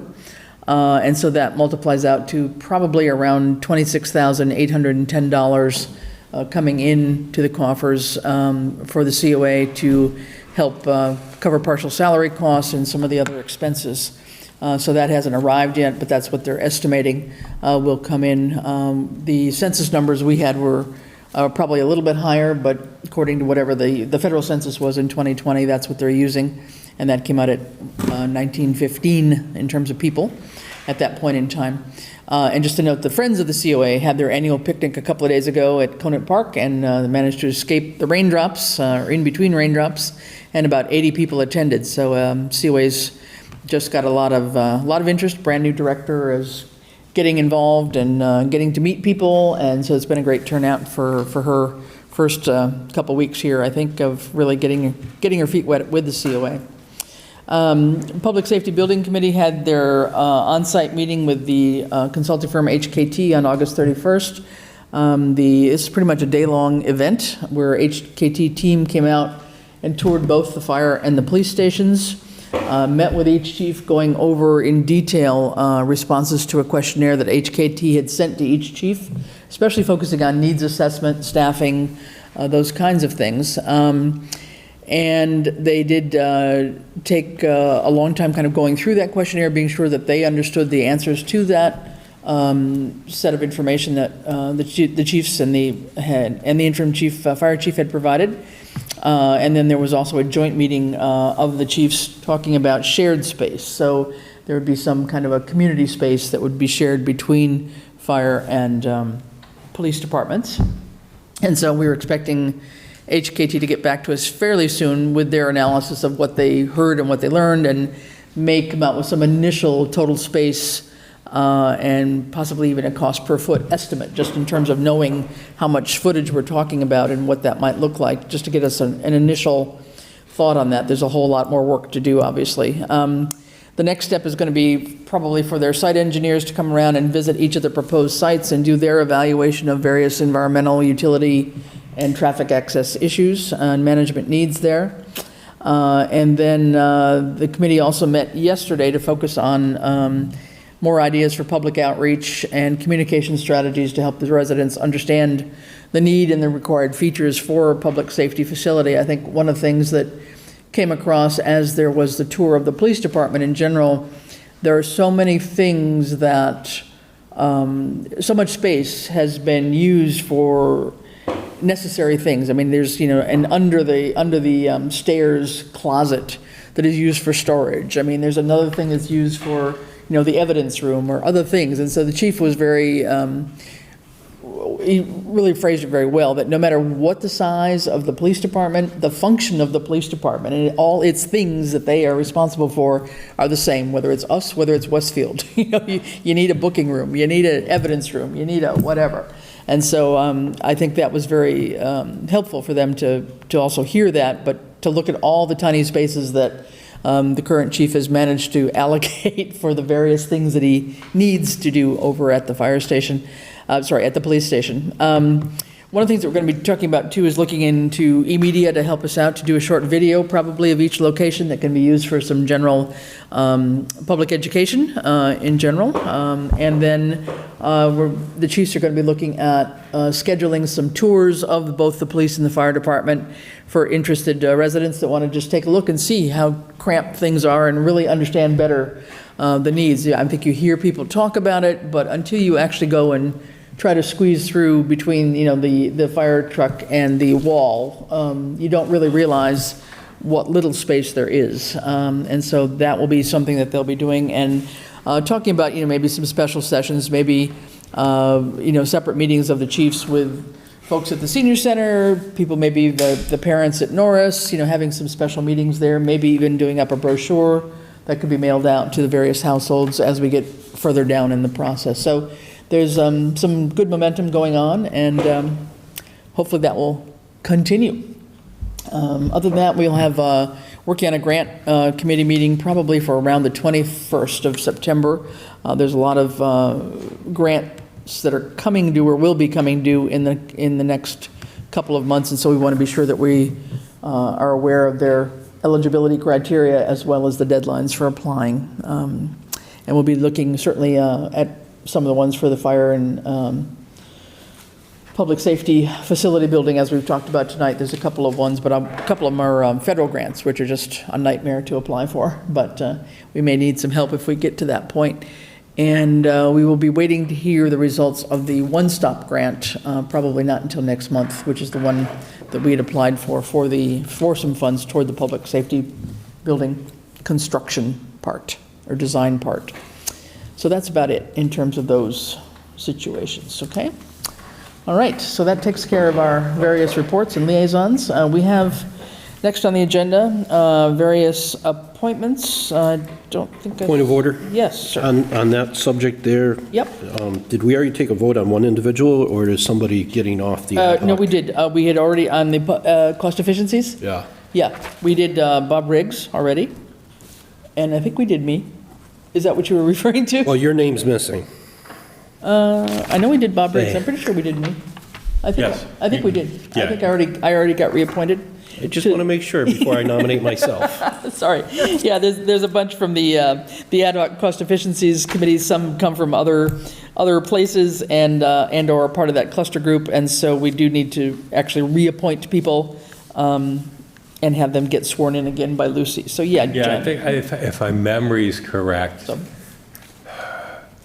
I think when we did Bob Riggs. select board appointments, you went through the June 30th. Mm-hmm.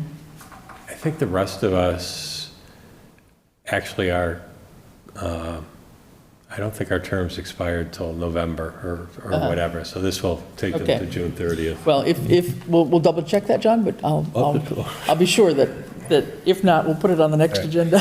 I'll make a motion to take up the ad hoc cost efficiency committee as a packet. The following individuals, unless noted otherwise, to be appointed to the ad hoc cost efficiency committee with a term to expire on June 30th, 2024.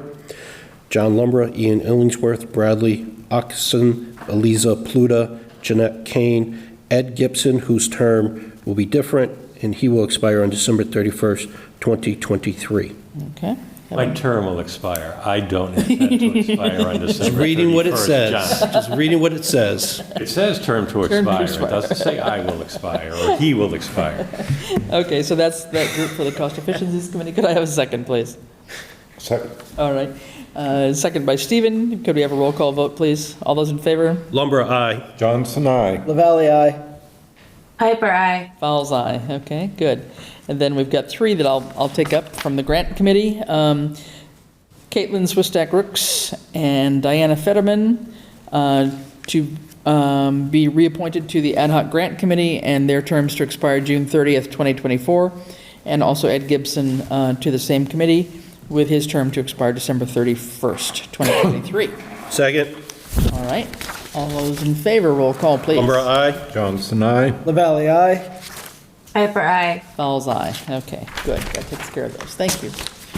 All right, next, jump into some new business here. How about some updates, Ed, on the classification compensation study from Collins, where we're at with that? Sure. The Collins Center did their kickoff orientation meeting at the end of August. I almost said September, but did that. We have sent out the questionnaires to the employees. We've probably got about actually 90% of them back, and actually other than the water department employees, most of the ones we don't have back are actually the ones for vacant positions where there's nobody there to fill them out. So actually I reached out to the Collins Center and asked just for clarification if where we had a vacant position, should it be the department head that actually does that questionnaire? And they they have confirmed that is the case. So actually today I started sending out reminders to department heads who may have vacant positions in their department, that they should complete those questionnaires and send them back to Judy, so we can put them in the portal. Right, so they come into Judy and then she forwards them on to Collins, is that right? Yeah. Correct. Okay. Yeah, and I would just reiterate that it's really important, folks, that if you haven't done your questionnaire for the Collins Center in terms of, what your job consists of, some of the main duties, et cetera, that they ask in that question, it's really, really important to be involved in this. This is the one time that we're going to be doing this, and, get us up to date in terms of some accuracy of job descriptions and what it means in terms of compensation perhaps as well. So really encourage everybody to make that a priority and get it done and get it off your table so that Collins can do their work. Right, and then Yeah, sorry. one other thing as I was going over, because it's the master list of positions, we had sent them, but it's, the Collins Center sends, it's a checkoff list, so I know who's actually came back. One of the things that when I was going over this for the vacant positions and those that haven't responded as of yet, so I can send out reminders, I noticed with the fire department, now obviously we included the fire EMS chief in that. Originally, and remember this master list was made up a while ago, the two other positions in the fire department, and I would say probably because of their, I won't say volatility, but I will say salary or wage volatility, we had originally listed were call part-time firefighter EMT and call part-time firefighter paramedic. And I just wanted to come back to the committee, the select board, and ask if perhaps we, instead of those two positions, with our intent to be hiring some full-time firefighter paramedics, that maybe those two positions that we submit to have in the classification compensation study would be full-time firefighter paramedic, and perhaps then as a backup to that, call part-time firefighter paramedic. Okay, that would seem to make some sense. Anybody have any thoughts? I think we're going to, sorry, Stephen. Or any other thoughts of what Yeah. those two positions should be? Did you want to go? Go ahead. What do you have for feedback from the assessing department, given the staffing situations? The Board of Assessors is interested in make sure that their insights about their staffing situation Has anybody can be shared. filled out anything from that end? I mean, has that questionnaire been filled out from the assessors, do you know? Let's see, well, the Board of Assessors would have to fill out the one for the principal assessor, so let's just say, and the current administrative assistant has filled one out. So since there'd be two identical positions, that should suffice for both of those. But the board should fill one out for the principal assessor's job description. Yep. Yeah, so John, sorry. So just back on the fire, I think we should keep those two positions that are in there, but we should expand it, because I envision there's going to be an overlap for a period of time where we're not going to go 100% paid on, by flipping a switch, paid firefighters and pay full-time firefighters and full-time paramedics.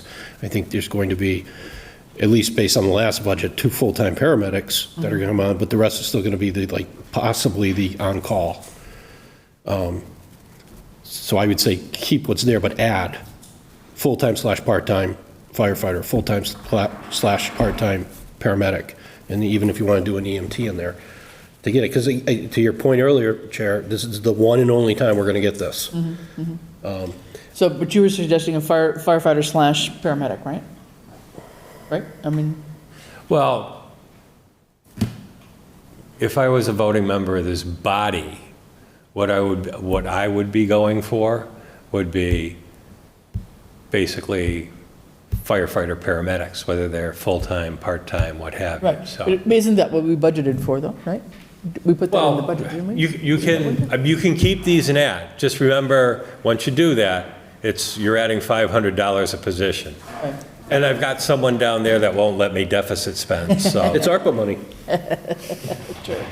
So correct it, so we've got a part-time firefighter? Right now, we have what is listed as a call part-time firefighter EMT and a call part-time firefighter paramedic. Okay, Our goal is to go to full-time and part-time, potentially part-time firefighter/paramedic.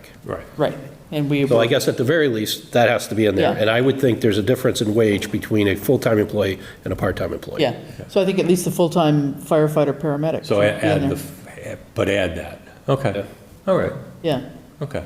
I would think, because that was what we were aiming toward, I think, in terms of our budgeting ideas. Yeah, and I getting just, full-time. my hesitation is, this is going to be an 18-month process. You know, I mean, I think it's at least the next budget cycle before, because we had a placeholder. We were given a number, and when we pushed back, that number changed. And then we thought that wasn't enough, so we even added more to that number. I know.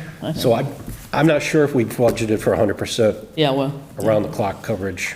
not sure, but if we keep those two on and just add a full-time firefighter paramedic, with that. We'll have a real number to work with for the That budget. should get us there, I think. That gives us the complete picture, I think. Right, Yeah, okay. okay, Let's do that. Yeah. okay. Do we need to vote on that, or is that a, no, okay. No, I think, I will go ahead and just, I will just add it. let them- I mean, let them- There are other positions on here that I will either have to create the questionnaire for, or you can tell me not to go forward with them at this point because there's an HR director on here. There's an administrative assistant to the inspectional services, which we don't have, and I don't know if we'd ever fill that.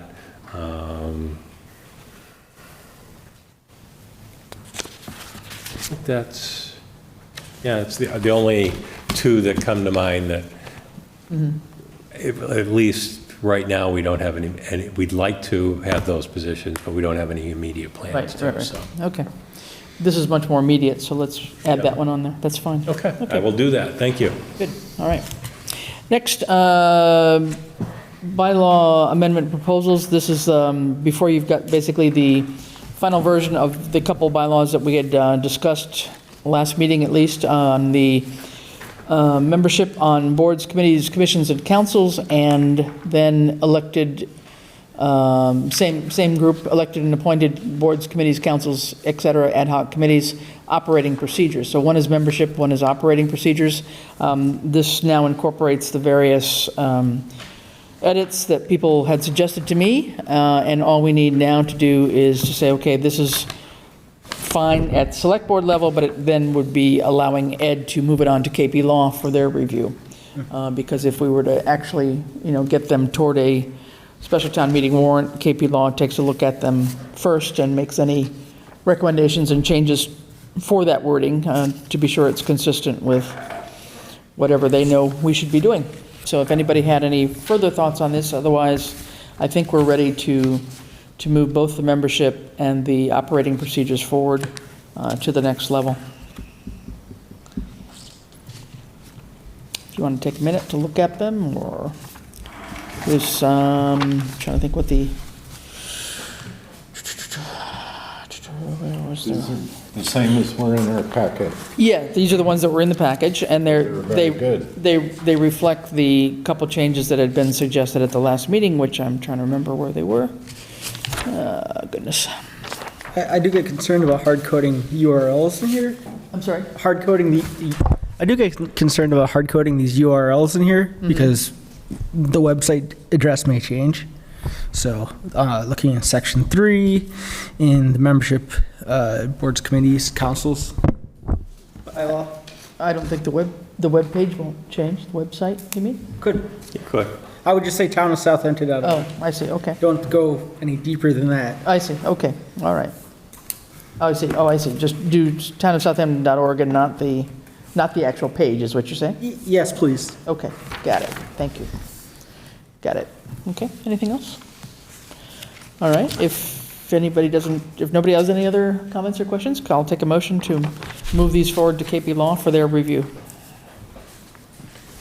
Make a motion to authorize town administrator to forward these to KP Law for feedback to the select board for next steps. Second. All right. John and then Stephen, all those in favor? Lumber, aye? Johnson, aye. LaValle, aye. Piper, aye. All's aye. Okay, thank you very much. All right. Not sure are we having anything on financial recommendations yet, or is that going to be for the next meeting? We can do it now. Okay, if you're ready with Would you anything. like to get it out of the way finally? I'd love to, yeah. Okay. So this would be a unanimous, shall we say, recommendation from Bradley Oxon, the town accountant, Jennifer Day, the collector treasurer, and myself as town administrator, that the select board move forward with implementing a third-party vendor for HR payroll as of January 1st, which would be Harper's, and move forward with upgrading our financial software package to the VADAR system. Okay, great. And they would probably start before July 1st with backing up our records, but our target date for the full implementation should be July 1st, Next fiscal year. 2024. Okay, all right, great. All right, so that's a recommendation. Could I have a motion, please? Anybody? Read that? I'll make a motion that we move forward with the software as Ed stated. So again, the third-party vendor for payroll, which would be Harper's as of Yep. January 1st, and then to go with the financial software upgrade to VADAR Yep. to be all completed and ready for the beginning of next fiscal year. As a goal. Well, it can't, yeah. Second. Yep. Okay, any discussion? Yes. Yeah, question. I should have asked when they were really under review. Can you describe the support for, and the interface for assessors with the vision database? I can't. What was the question? Any interface with vision that the assessors use? Yes, they do. Can you describe it? You can tell us. It supports it? Anything with Yeah. VADAR? I mean, VADAR they have a program, the module that would integrate with that? Is that- Correct. Yeah. Well, okay. You can talk to Ed more in detail. We've talked about it a couple times. But, I mean, I'm not a software engineer, so, yes, they, I heard a unanimous recommendation from. yeah, Yeah. they have numerous communities that implement with Vision and the other assessing software programs out there, Patriot or any of the other ones. okay. Bug that technology committee if you have. Great. So the cost to do these two compared to the placeholder in ARPA, is there a savings Yes, there is. in ballpark?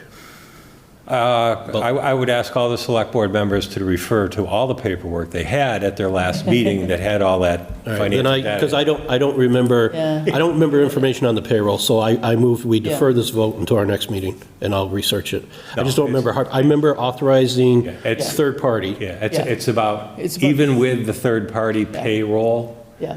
it's about a $35,000 Yeah, I was gonna say about savings over 30,000, what less than what we was put in out the for. ARPA. Of course, I will also say that the one piece that isn't in there is we're estimating that and we would have had to do this with two of the three, it'll probably be an additional $10,000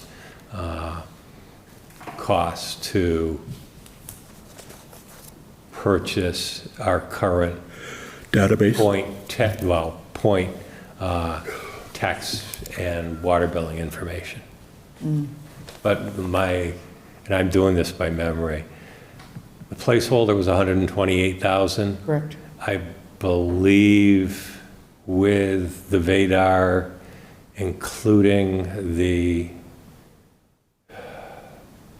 third-party Harper's, quote included was 73,000, so we'd be at 83 with that 10 from point. So if you can hold me to within 3%, we should have about, actually, 17, 30. Probably closer to 40? It's actually closer to 40. Yep. Is that close enough for you, John? It is. Okay. Yeah, we had the figures written out on the paper on the last meeting, yeah. Okay, so if no other questions, we have a motion by Dan and second by Stephen. All those in favor? Lumber, aye. Johnson, aye. Valley, aye. Piper, aye. Fowles, aye. All right. Finally, great. Thank you. Glad we jumped down on that one. Okay, next, Fire Chief job profile and duties. John, I'll pass it on to you. I would say there's a updated version, so don't take the one that's in your packet, but the one that was on the left-hand side of your packet. The stapled one. Stapled together. Yeah. Yeah. Use the stapled one. And then the only two changes to that would be one change under the first page, where roughly 1, 2, 3, 4, the fifth line down where it starts she/he. Currently says she/he must have solid financial budgeting experience. That contradicts with the greater posting where it says that that's a preferred. So I'm going to change that word from must to should. And I can clean this up in the Word document and send it back to Ed. But I would make that change, and then the only other change is I realized that I never actually filled in the blank.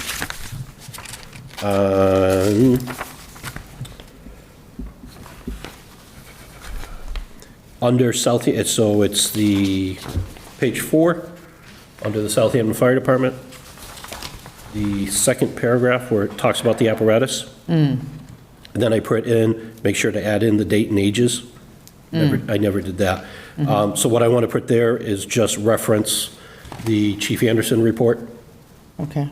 You know, see whatever the title of that report date was, because that gives all the data and dates behind the equipment.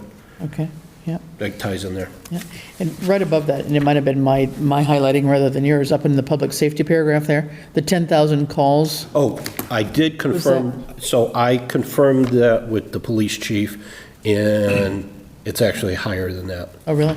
So I will tell you his answer, and then you can tell me what number you want to put in there.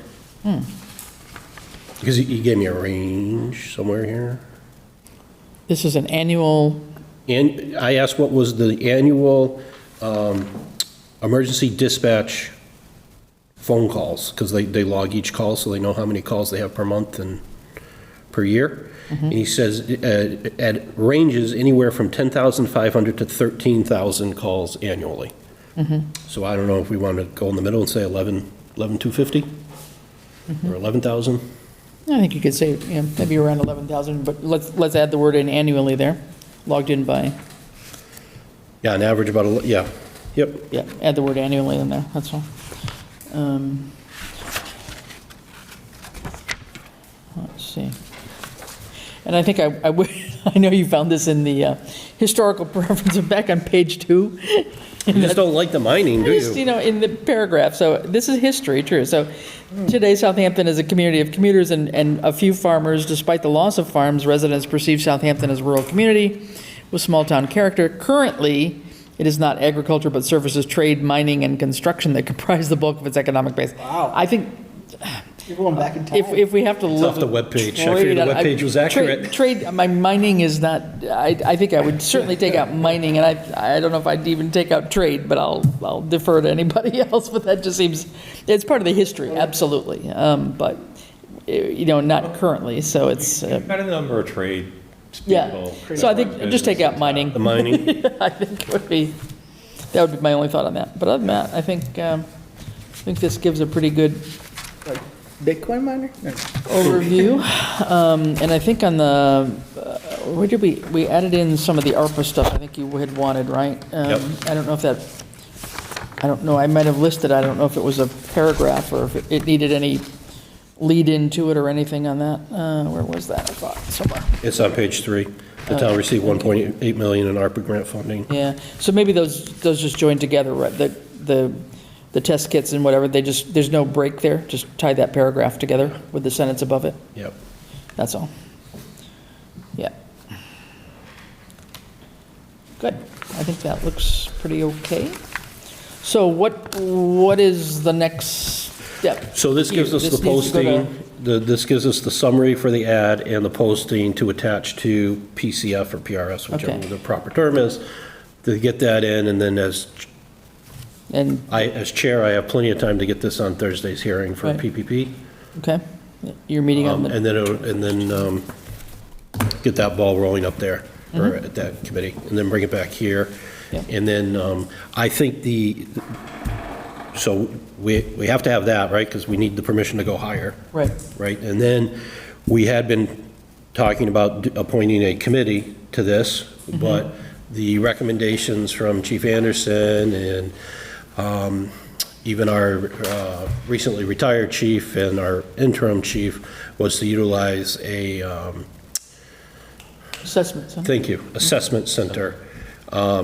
So I would, while this is going through PPP's process simultaneously, if there's no objection, I want to reach out and identify 2 or 3 of those organizations, similar to what we did on the TA search, and send them an email, and I can copy the chair if you want, about, here's what we have, here's where we're going, here's what we're looking, what do you think the cost would be, what would it entail, what's our commitment, and then basically mirror the TA process. And then when that comes back to us, hopefully we have something to act on. Okay, yeah, Dan? Just a couple of questions, so I'm not familiar with this type of job posting. Do we typically include the number of days of vacation? Do we include things, what else do I see that was missing? There's something else, I just looking at the way I would post a job, but I'm not sure. So like, starting a job with number of days of vacation, is that something that PPP Well, decide? this particular job, there's a few jobs in town, and Ed can jump in on me, but it ends up being an employment contract, it's a special, so all that gets negotiated at the time of, when we go to hire with, this is what we're paying, this is what we're thinking for days off. Well, I'd really like this or Yeah. that, and then it's back and forth with the select board. Similar to number of required hours per week? Yeah, that could be part of it. Did we say a full-time in here? Or we What, do we define full-time? Because Right. I go around the world and full-time is a lot different. It's 40-hour, yeah. It's a salary position. Yeah, but Okay, I would like So to we say might- that, might see add that. an hour number behind that. number of hours, so it's, At least 40 hours a week in the office, on premises, on whatever performing services. You can say 40 hours, you can say 32. My suggestion would be 40. It's an exempt position, so yes, they would not be entitled to overtime for working over that. Yep. Well, we could put in the line that this will be a full-time exempt position. Correct. yeah. Which then Full-time, spells all that 40-hour. yeah, Well, right, and it's, hey, if you've got to be 7 days a week, you have to be 7 days a week. Right. And one thing that I think Right. historically we've been a little unflexible with Yeah. on these positions is, well, I just work 9 days straight, I'm going to take a Tuesday. Oh, no, Monday through Friday, you have to be at, no, it's, Yeah, these level positions operate differently, much like, the TA, the police chief, the Right. highway department now. so why don't we add in something along that line about I can do that down at the right bottom. before the annual salary one or something, this position is whatever, exempt, or however you want to phrase it, or full-time Full-time exempt. Full-time exempt, benefit eligible. Yeah, benefit eligible or something like that. Okay, good, all right. Now, with all that, did I have a motion? I'm sorry. I don't think I did. recorded Yet. for a motion or I think we a second. didn't have a motion yet. So with these few modifications So that do you John want to will do it make. in 2 parts? Do you want 2 motions? Yeah, why don't we do that? All right, so I'll make a motion to approve this posting and summary posting as currently amended, and that the town administrator move forward with the necessary paperwork to get this before PPP. Okay. John motion? Second, Stephen? Yes. Okay, all right. Let's do that. All those in favor? Lumber, aye.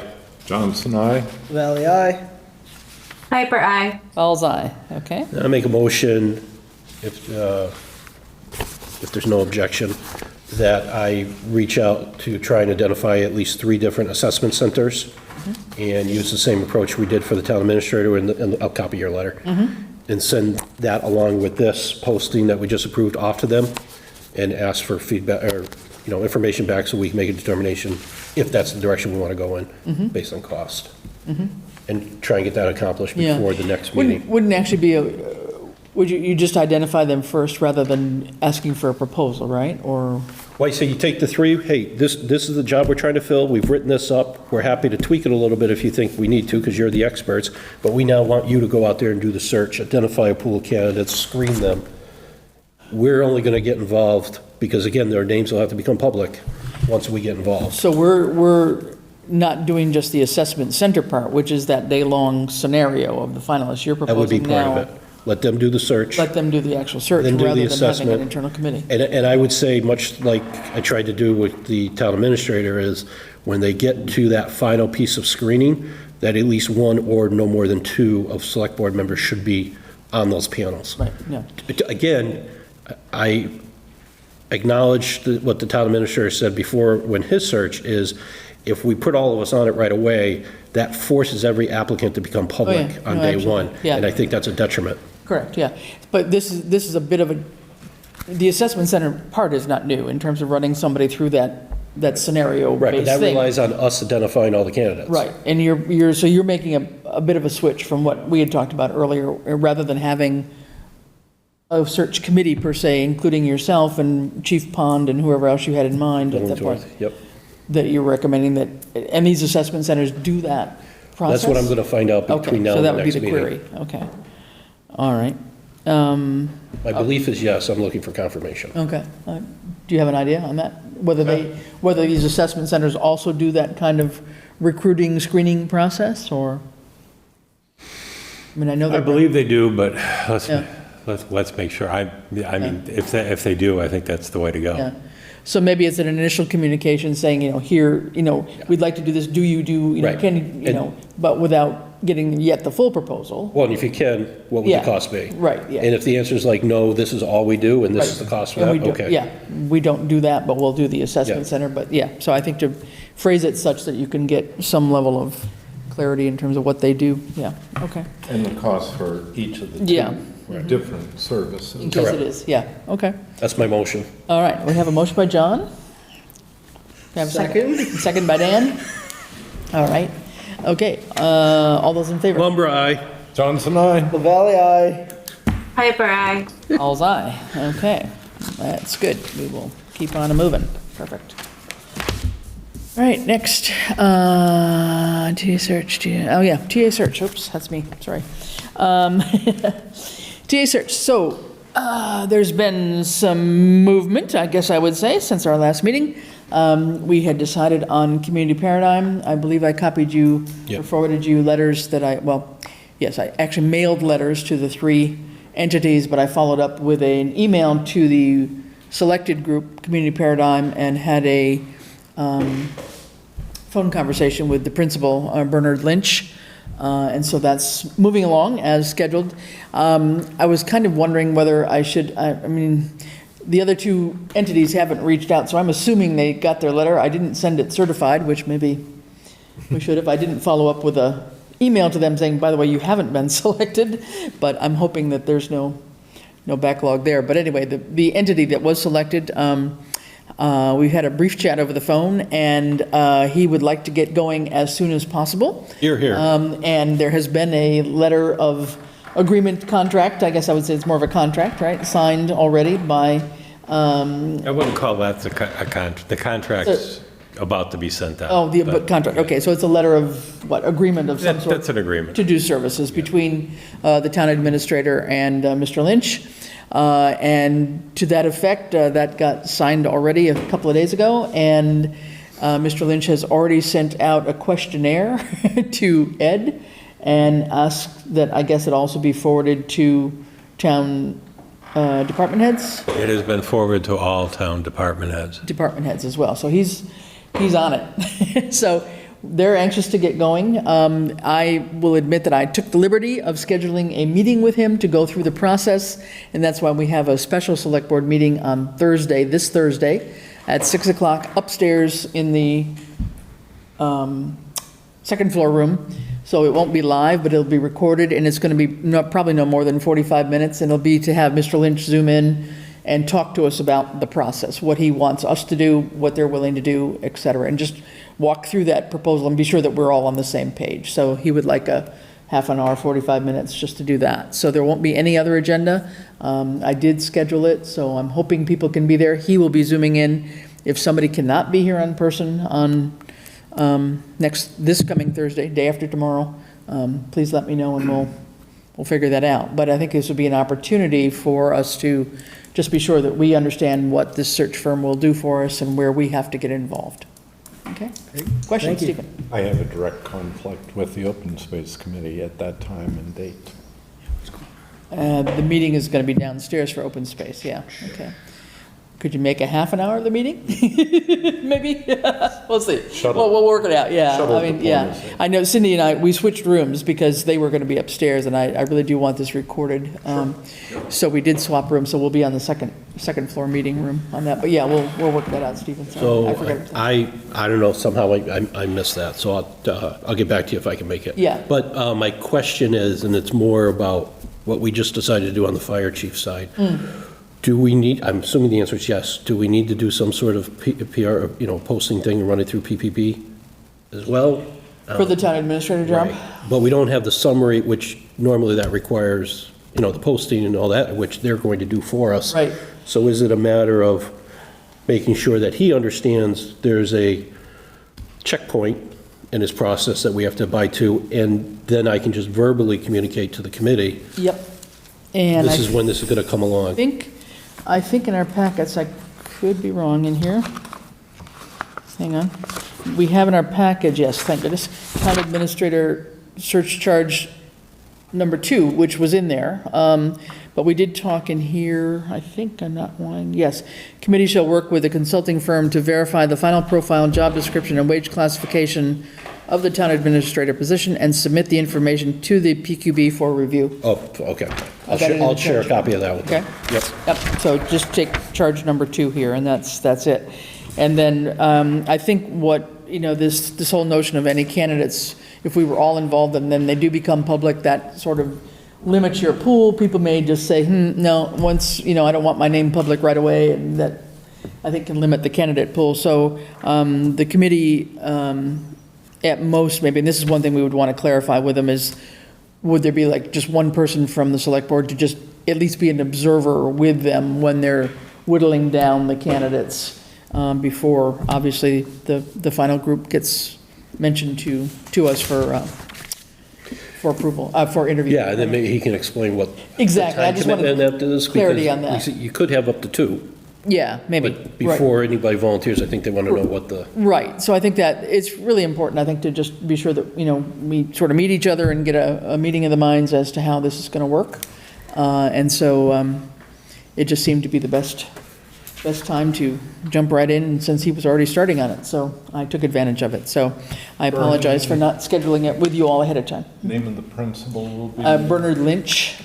Yep, and it's Community Paradigm Associates that will be taking us on, okay?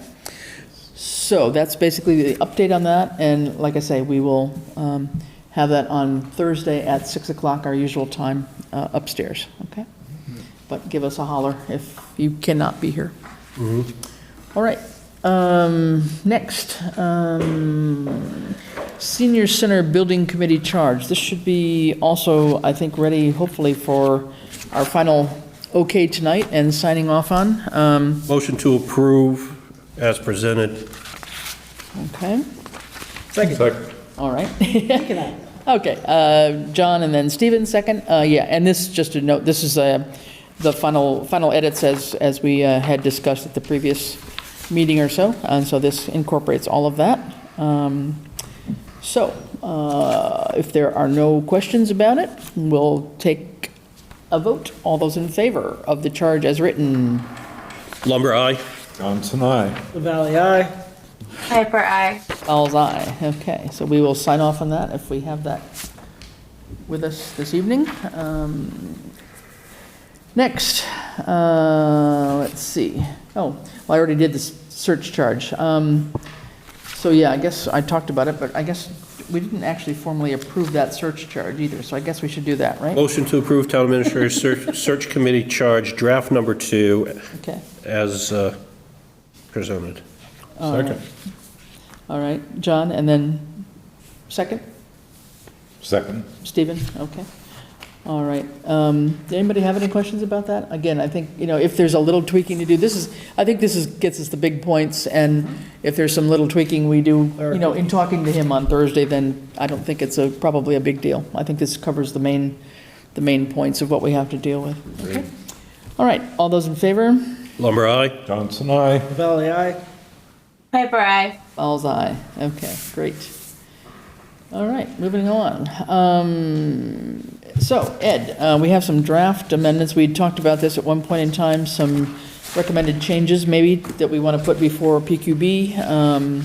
And these are basically on a couple of PQB rules and regulations on vacation leave and holidays and authorization to fill open positions. So you want to go through any of the changes that are in these documents? You have them in your packages here. They haven't changed since the last time you've looked at them. I will say that for the vacation one, PPB has that one. They had some discussion on that. They were discussing the second part of it. Since then, I haven't heard anything definitive back. They have not had the, I have not sent the other ones to them as of yet. So we haven't, PPP hasn't taken, this is going to be on next Thursday's agenda, but my question here, which will be the same question up there, but up there it'll be more directive, is giving now that we're moving into a payroll system that is automated and going to track this for us, is this the best way to handle these calculations by front loading, or as the rest of the known world does, they do it on a bi-weekly pay cycle, so it's just updated that way and you're never front loading anything. I wouldn't want to approve something that they have to bend over backwards to make work in the system, if that makes sense. I mean, you still get to the same number if it's going to be 3, whatever number of weeks after X number of years. But our policy would be on July 1st, it gets front loaded, where most payroll systems run it either on a bi-weekly or a monthly, and they do the allocations and the numbers. So you're never in a potential spot where you've over borrowed.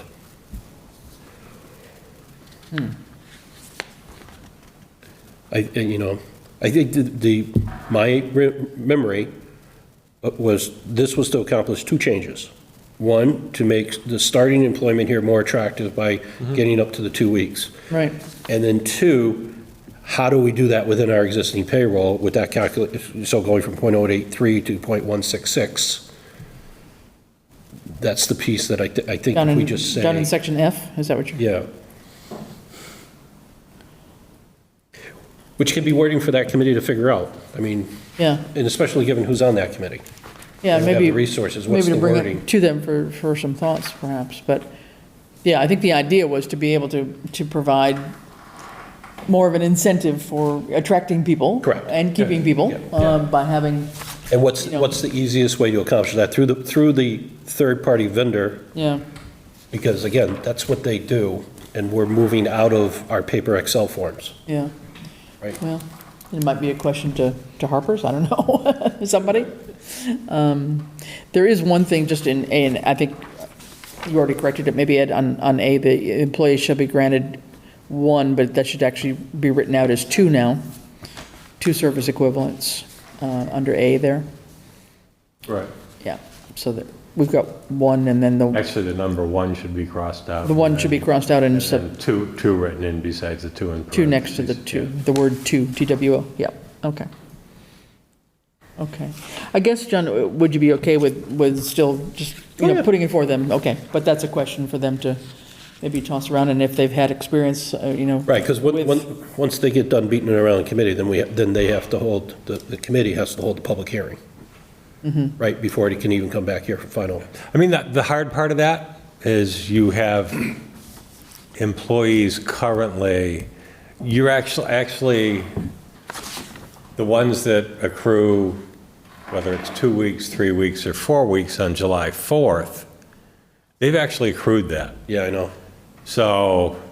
So you do a one-time adjustment on January Right. 1st. What did you have, so Yeah. the everyone is held harmless. You accrued it and you didn't use it, so you know what? You're starting off on day one in the new payroll system with 4 weeks, depending on your longevity here. Right, yeah. You used it all on the front end. You don't have any time coming in here. You're starting on 0 and now you're accruing going forward, but yes. Okay, no. Things to consider as we look at that one, I guess, in more detail, given we're switching off on software. Okay. And the second one was on holidays. Was there any thoughts about that one? Yeah, okay, we got those in there. Yeah, the holiday one is, and this was strange to me when I came here, because I had never seen anyone pay a part-time, non-benefited individual Get holiday pay. for holidays. Yeah. So basically what this does is say, we're going to grandfather everybody that's here, say, before July 1st, 2023, as long as they stay on the books. And if you work less than 20 hours a week and you work that, Monday or Thursday that's Thanksgiving, we'll continue to pay it. But anyone that starts their employment after July 1st, 2023, and we probably would have to amend that date now in case anyone's been hired since that, whatever date's in here, someone that's hired after that and they work less than 20 hours a week would not be getting holiday pay. Okay. All right. And I think I might have asked you this, we discussed it, and I think we may have, I guess it doesn't fit into this, but we did approve the day after Thanksgiving off as well, did we not? Didn't we have that? Not to this, just on a one-time basis. So it's not part of a policy, but we approved it for this coming. For 2023. For 2023, so it's not, it's something we would have to approve. Except for I forget if we said emergency responders or whatever. Yeah, Yeah. okay. So the Friday after Thanksgiving is something we would have to do we'd have to approve that off every year rather than having it in here as a. Right, and I think because that was the constant, and the floater was Christmas Day, Christmas Eve. Depending, because that one moves, which is why we did it, but I thought our intent was to always take it up in the July meeting. Okay. Right. So that there was ample notice, and it wasn't Right. we have to have an emergency meeting because Christmas Eve's Correct. in 2 days. Yeah. Okay. But for right now, okay, so we've got Thanksgiving approved. And this year, and I think the way Christmas falls, it's a moot point. Yeah, I think it was So a you- holiday. correct, I mean, it's a yeah. weekend or something, isn't it, Yeah. this year? Yeah. Okay, good. I just wanted to check where, my understanding was where that day after Thanksgiving fit into this, if it did. So that answers my question. It does not fit into this as of yet. Okay, good. Anybody else have any questions on that one? No? Okay. Next, seeking authorization to fill open positions. And this one was from feedback previously from the Finance Committee, and my intent was to actually send it along to them again and to see if they wanted to tweak the wording in any way, but they haven't. I think the committee's interested in changing this wording to see if there's a way to streamline it, i.e., you don't have to go through this process if the following are met. If the posting hasn't been changed since the last time, if the budget has, for example, where this keeps coming up, it's the police department and the turnover in patrol officers. Ian follows the process. The process requires a minimum of 3 weeks to do it, because he's got to hit us just right. Right, exactly. And then get to you guys to get to us just right. It's like, but if there's no change and it's constant and you're budgeted to have 5 FTEs and you're down to 4 and you're just looking to, so whether or not we can work that into wordage, that would be acceptable is a different story. And Okay. guess what I found from 2016? A draft? No, but at least for police officers, in my opinion, it's a moot point, because I found a vote from the PPPB that said for the police office positions, they are permanently posted.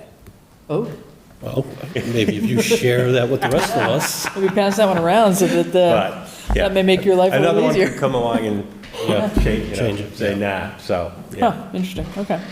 All right, so we have these three So changes that- anyway? So, yeah, I Yeah. would send that to finance whenever they Yeah. do meet and have a quorum. I would be Yeah. looking before it went to Yeah. PPPB to Right. see what they were thinking of that wording. Okay, good. Well, it'd be good to get this looked at anyway. Now, just on that, John, you made reference to the fact, I know you don't have a quorum at finance, but you mentioned you were scheduling something, or there was a meeting scheduled just to... There is one scheduled. Just to have a conversation, I but not posted any... it for them. Okay, but not any voting or anything well- like that, but just, I think it's after our meeting. They're hoping that we appoint somebody. So they've scheduled a meeting after us, right? In hopes that we appoint somebody. I saw it, hang on a second. It might be the 19th. Because I think at our last meeting, we talked about getting some sort of resolution tonight. We were going to beat the drum and find somebody or get an application and, PQB is on the 21st. yeah.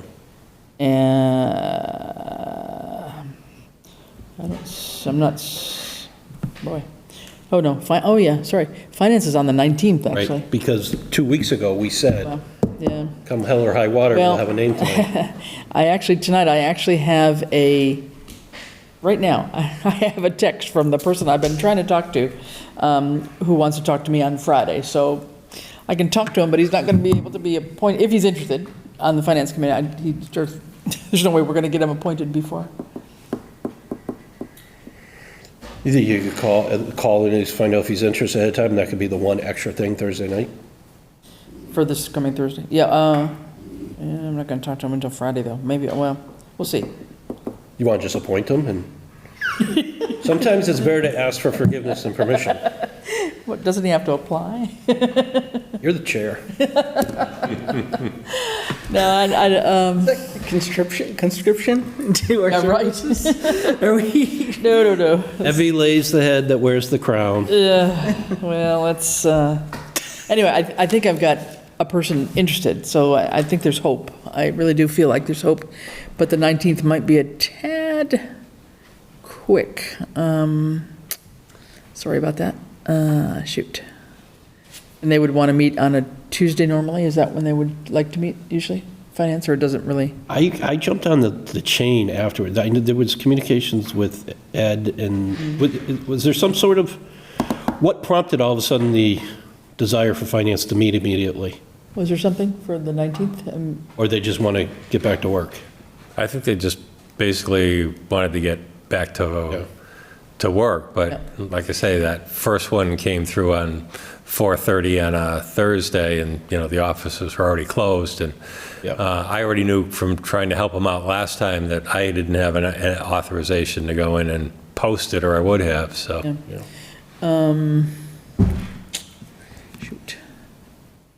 Shoot.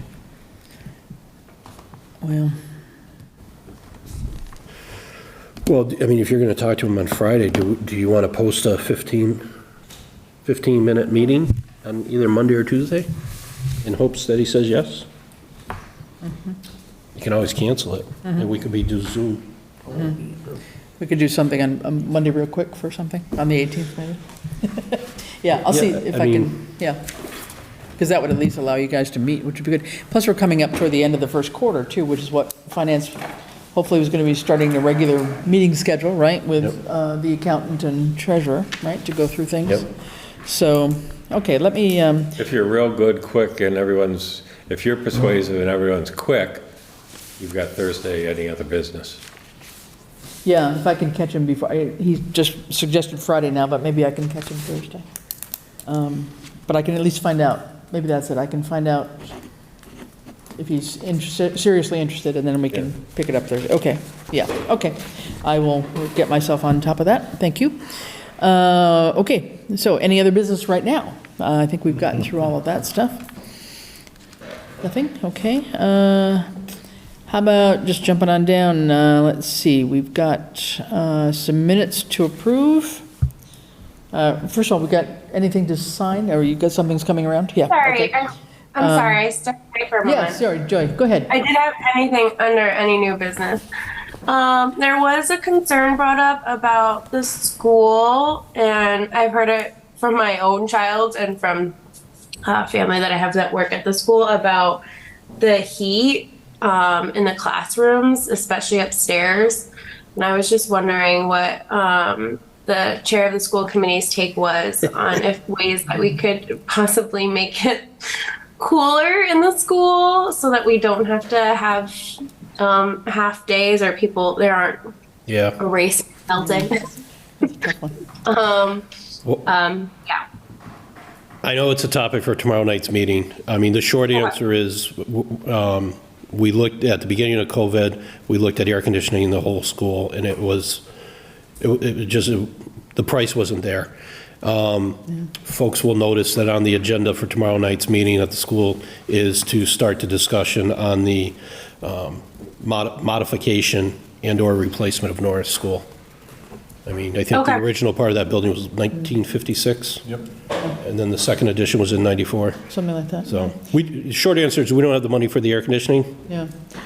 I think that, part of the challenge, Joy, is one of the things that I had asked Ed about this in our, the Green Communities Grant with the energy savings. One of the things that we will be looking at is the HVAC controls for Norris, but focusing more heavily on the heating part of that. That's one of the things that was going to be modified, I guess. And then right now we've got air conditioning, I guess, just in the offices, not in the library or... No, the library, the office, and the nurses' station. Okay, all right. Yeah. But I think the issue is the cost effectiveness, given that usually when things start to get hot in June, school's already on its way out, and I think we had a very unusual, crazy late hot week in September, which we don't often have to have these half days, and it wasn't just us, it was many communities that did it. So challenging in terms of the cost effectiveness of the air conditioning for the few days it would be needed, probably really needed in say the June. Yeah, the very short answer, even in building a new school, because basically I got a $117 million high school approved back in 2010. Basically, the offices and the cafeteria and the auditorium were air conditioned. None of the classrooms were air conditioned because you think about it, you're operating schools from September to June. Yeah. And September and June, they're border months and they're iffy, and the actual number of days you actually need it, it is extremely not cost effective to add the air conditioning. Mm-hmm. In those rooms. Normally, I would agree, but with climate change and the way that weather has changed, even up here in New England, our winters are starting later and later. We're having very mild winters. I think that we're going to see hotter, warmer temperatures going into later in the school year and starting earlier when the beginning of the year comes. So I'm glad that it's a topic of conversation tomorrow. No, I think it's a topic to be aware of for sure. I think we don't have any easy answers on that. I think the costing is probably a huge challenge given some of the other competing priorities we have for costing. And probably also something that eventually we'll bring to our representatives as well. That was a long enough conversation that I didn't want to bring that one up, but that's something I think it really is something for the state to address at that level, because it's something that all schools in Massachusetts will need. Yeah, it's not just it wasn't just I mean, there's so many communities that it's not just Southampton that's hot. No, but I will point out there was a significant amount of ARPA money that came out to the communities that primarily went to the gateway city schools, and they now all have air conditioning. Oh, really? Interesting. Okay. Southampton did not get part of that pool of money. Yeah. We're not a gateway city yet, unfortunately. Not yet. No. All right. We have nothing else. We've got some minutes to approve for March 30th and June 6th. Has anybody got any things that they noticed in there? They look pretty extensive.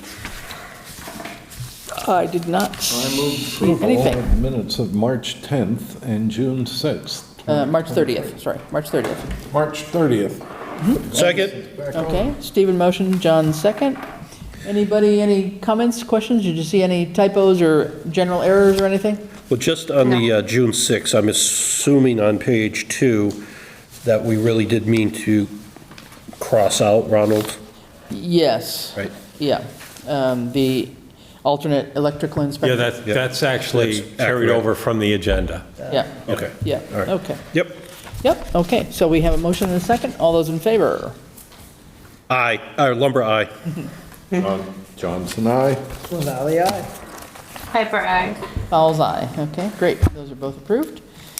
Let's see, a couple things in the pending category here. Let's see. I guess just any updates, Ed, on terms of that green community grant and where things stand with that? I know you said Eversource was looking at something or other. I've got 3 back that came from Eversource, which are going to go along to DOER for their authorization and approval. I'm still waiting for the one for Norris School to come back. Okay. So what, Eversource has come back with their sort of, what, assessment of the cost effectiveness of it, or the amount of What- savings we'd have, or? Well, what they have, what they would put towards it for incentives. Oh, what So they the would next put- step, it goes to DOER Okay. as far as the assessment of the energy savings, I see. to use our 138,000 towards. Okay, so Eversource would have committed how much they would put toward each of these projects. Right. DOER has to say, okay, yeah, that makes sense to us. And then we go about procuring, installing, whatever. So Correct. we're still, time-wise, I mean, we're what, 2-3 months down the line in terms of installation? I don't think that far. Yeah, I mean, at least, I would say we're probably 3 to 4 weeks away from, I would expect, from DOER approval, and then it's just giving the authorization to the company to go ahead and make the improvements. Is this like mass save things, like light bulbs and installations? Or what are they, Totally different than Mass Save. what are they improving? In this case, it's anywhere from changing over fluorescent and other lights to LEDs to the Norris School one, who already had all their lighting changed over to, it's specifically for the HVAC. out-of-date hydraulic controls for their HVAC systems. Okay, so we're going to address heating with this. Oh, that's- Well, yes, it think does, this is because large those hydraulic controls run the heating system in Norris School. yeah, yeah. And we had 4 proposals, Dan, which we put forward. We've already got money put aside from the Green Communities Grant, but then we get to use it based on the amount of energy savings that we will have with the various projects. So that probably was all decided on before you guys came on the committee. So we can pass it. I've got those. I'll shoot them around to you just for information's sake. It's good, Proposals. yeah, it's good for informational reasons. Yeah, absolutely, good. Thank you. Anything else on that list? I know, any progress at all on the assistant accountant recruitment or anything going on there? Not that I'm aware of. Okay, need to have, Just, there, in the backup one, because I think Yeah. it's going to come up next, but Oops, sorry. or not really, but Yeah.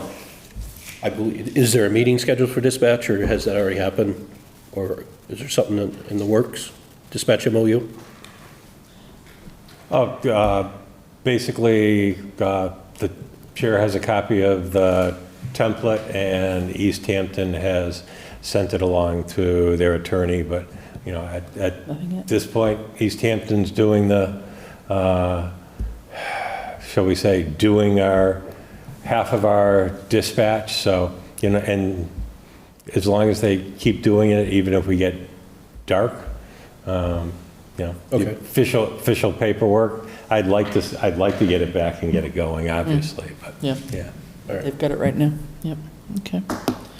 All right, and then the stormwater utility study, that's something we've approved under the ARPA money, I believe, right? Correct. Yep. Yep, so we've done that. All right, and just for what it's worth, we'll probably take a look again. ARPA we usually do toward the end of the month, but I did put in a proposal for the extra funds to cover the town administrator's search. We had talked about it last meeting and agreed that we needed about $7,000 to top up what we had put in the budget, and so I did a proposal to that effect. I think we found it, right? We found it on the finance package. Yeah, Software. somewhere. Yes, exactly. Yeah. So we have it in terms of the ARPA money as well.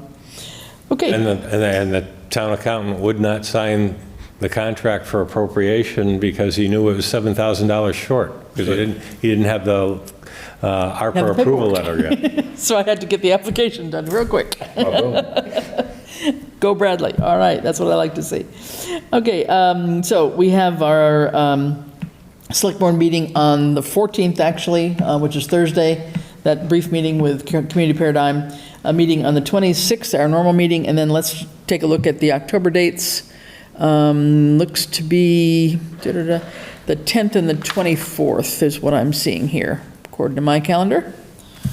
Is the 10th the Columbus Day holiday That's or Indigenous people? It's a Tuesday. No, that would be Monday, I think. Huh? That would be Monday, I It's the think. 9th. Tuesday. That's a Tuesday, that's Yeah. right. So, yeah, Okay. Monday would be the holiday, the 9th, I think. Yeah, so the 10th and the 24th, which should be our October meetings. Okay? I have no objections to that. I will not be here in person on the 24th. On the 24th, okay. I'm not sure because of the time change if I can participate via Zoom. Okay, yeah, I'm sure.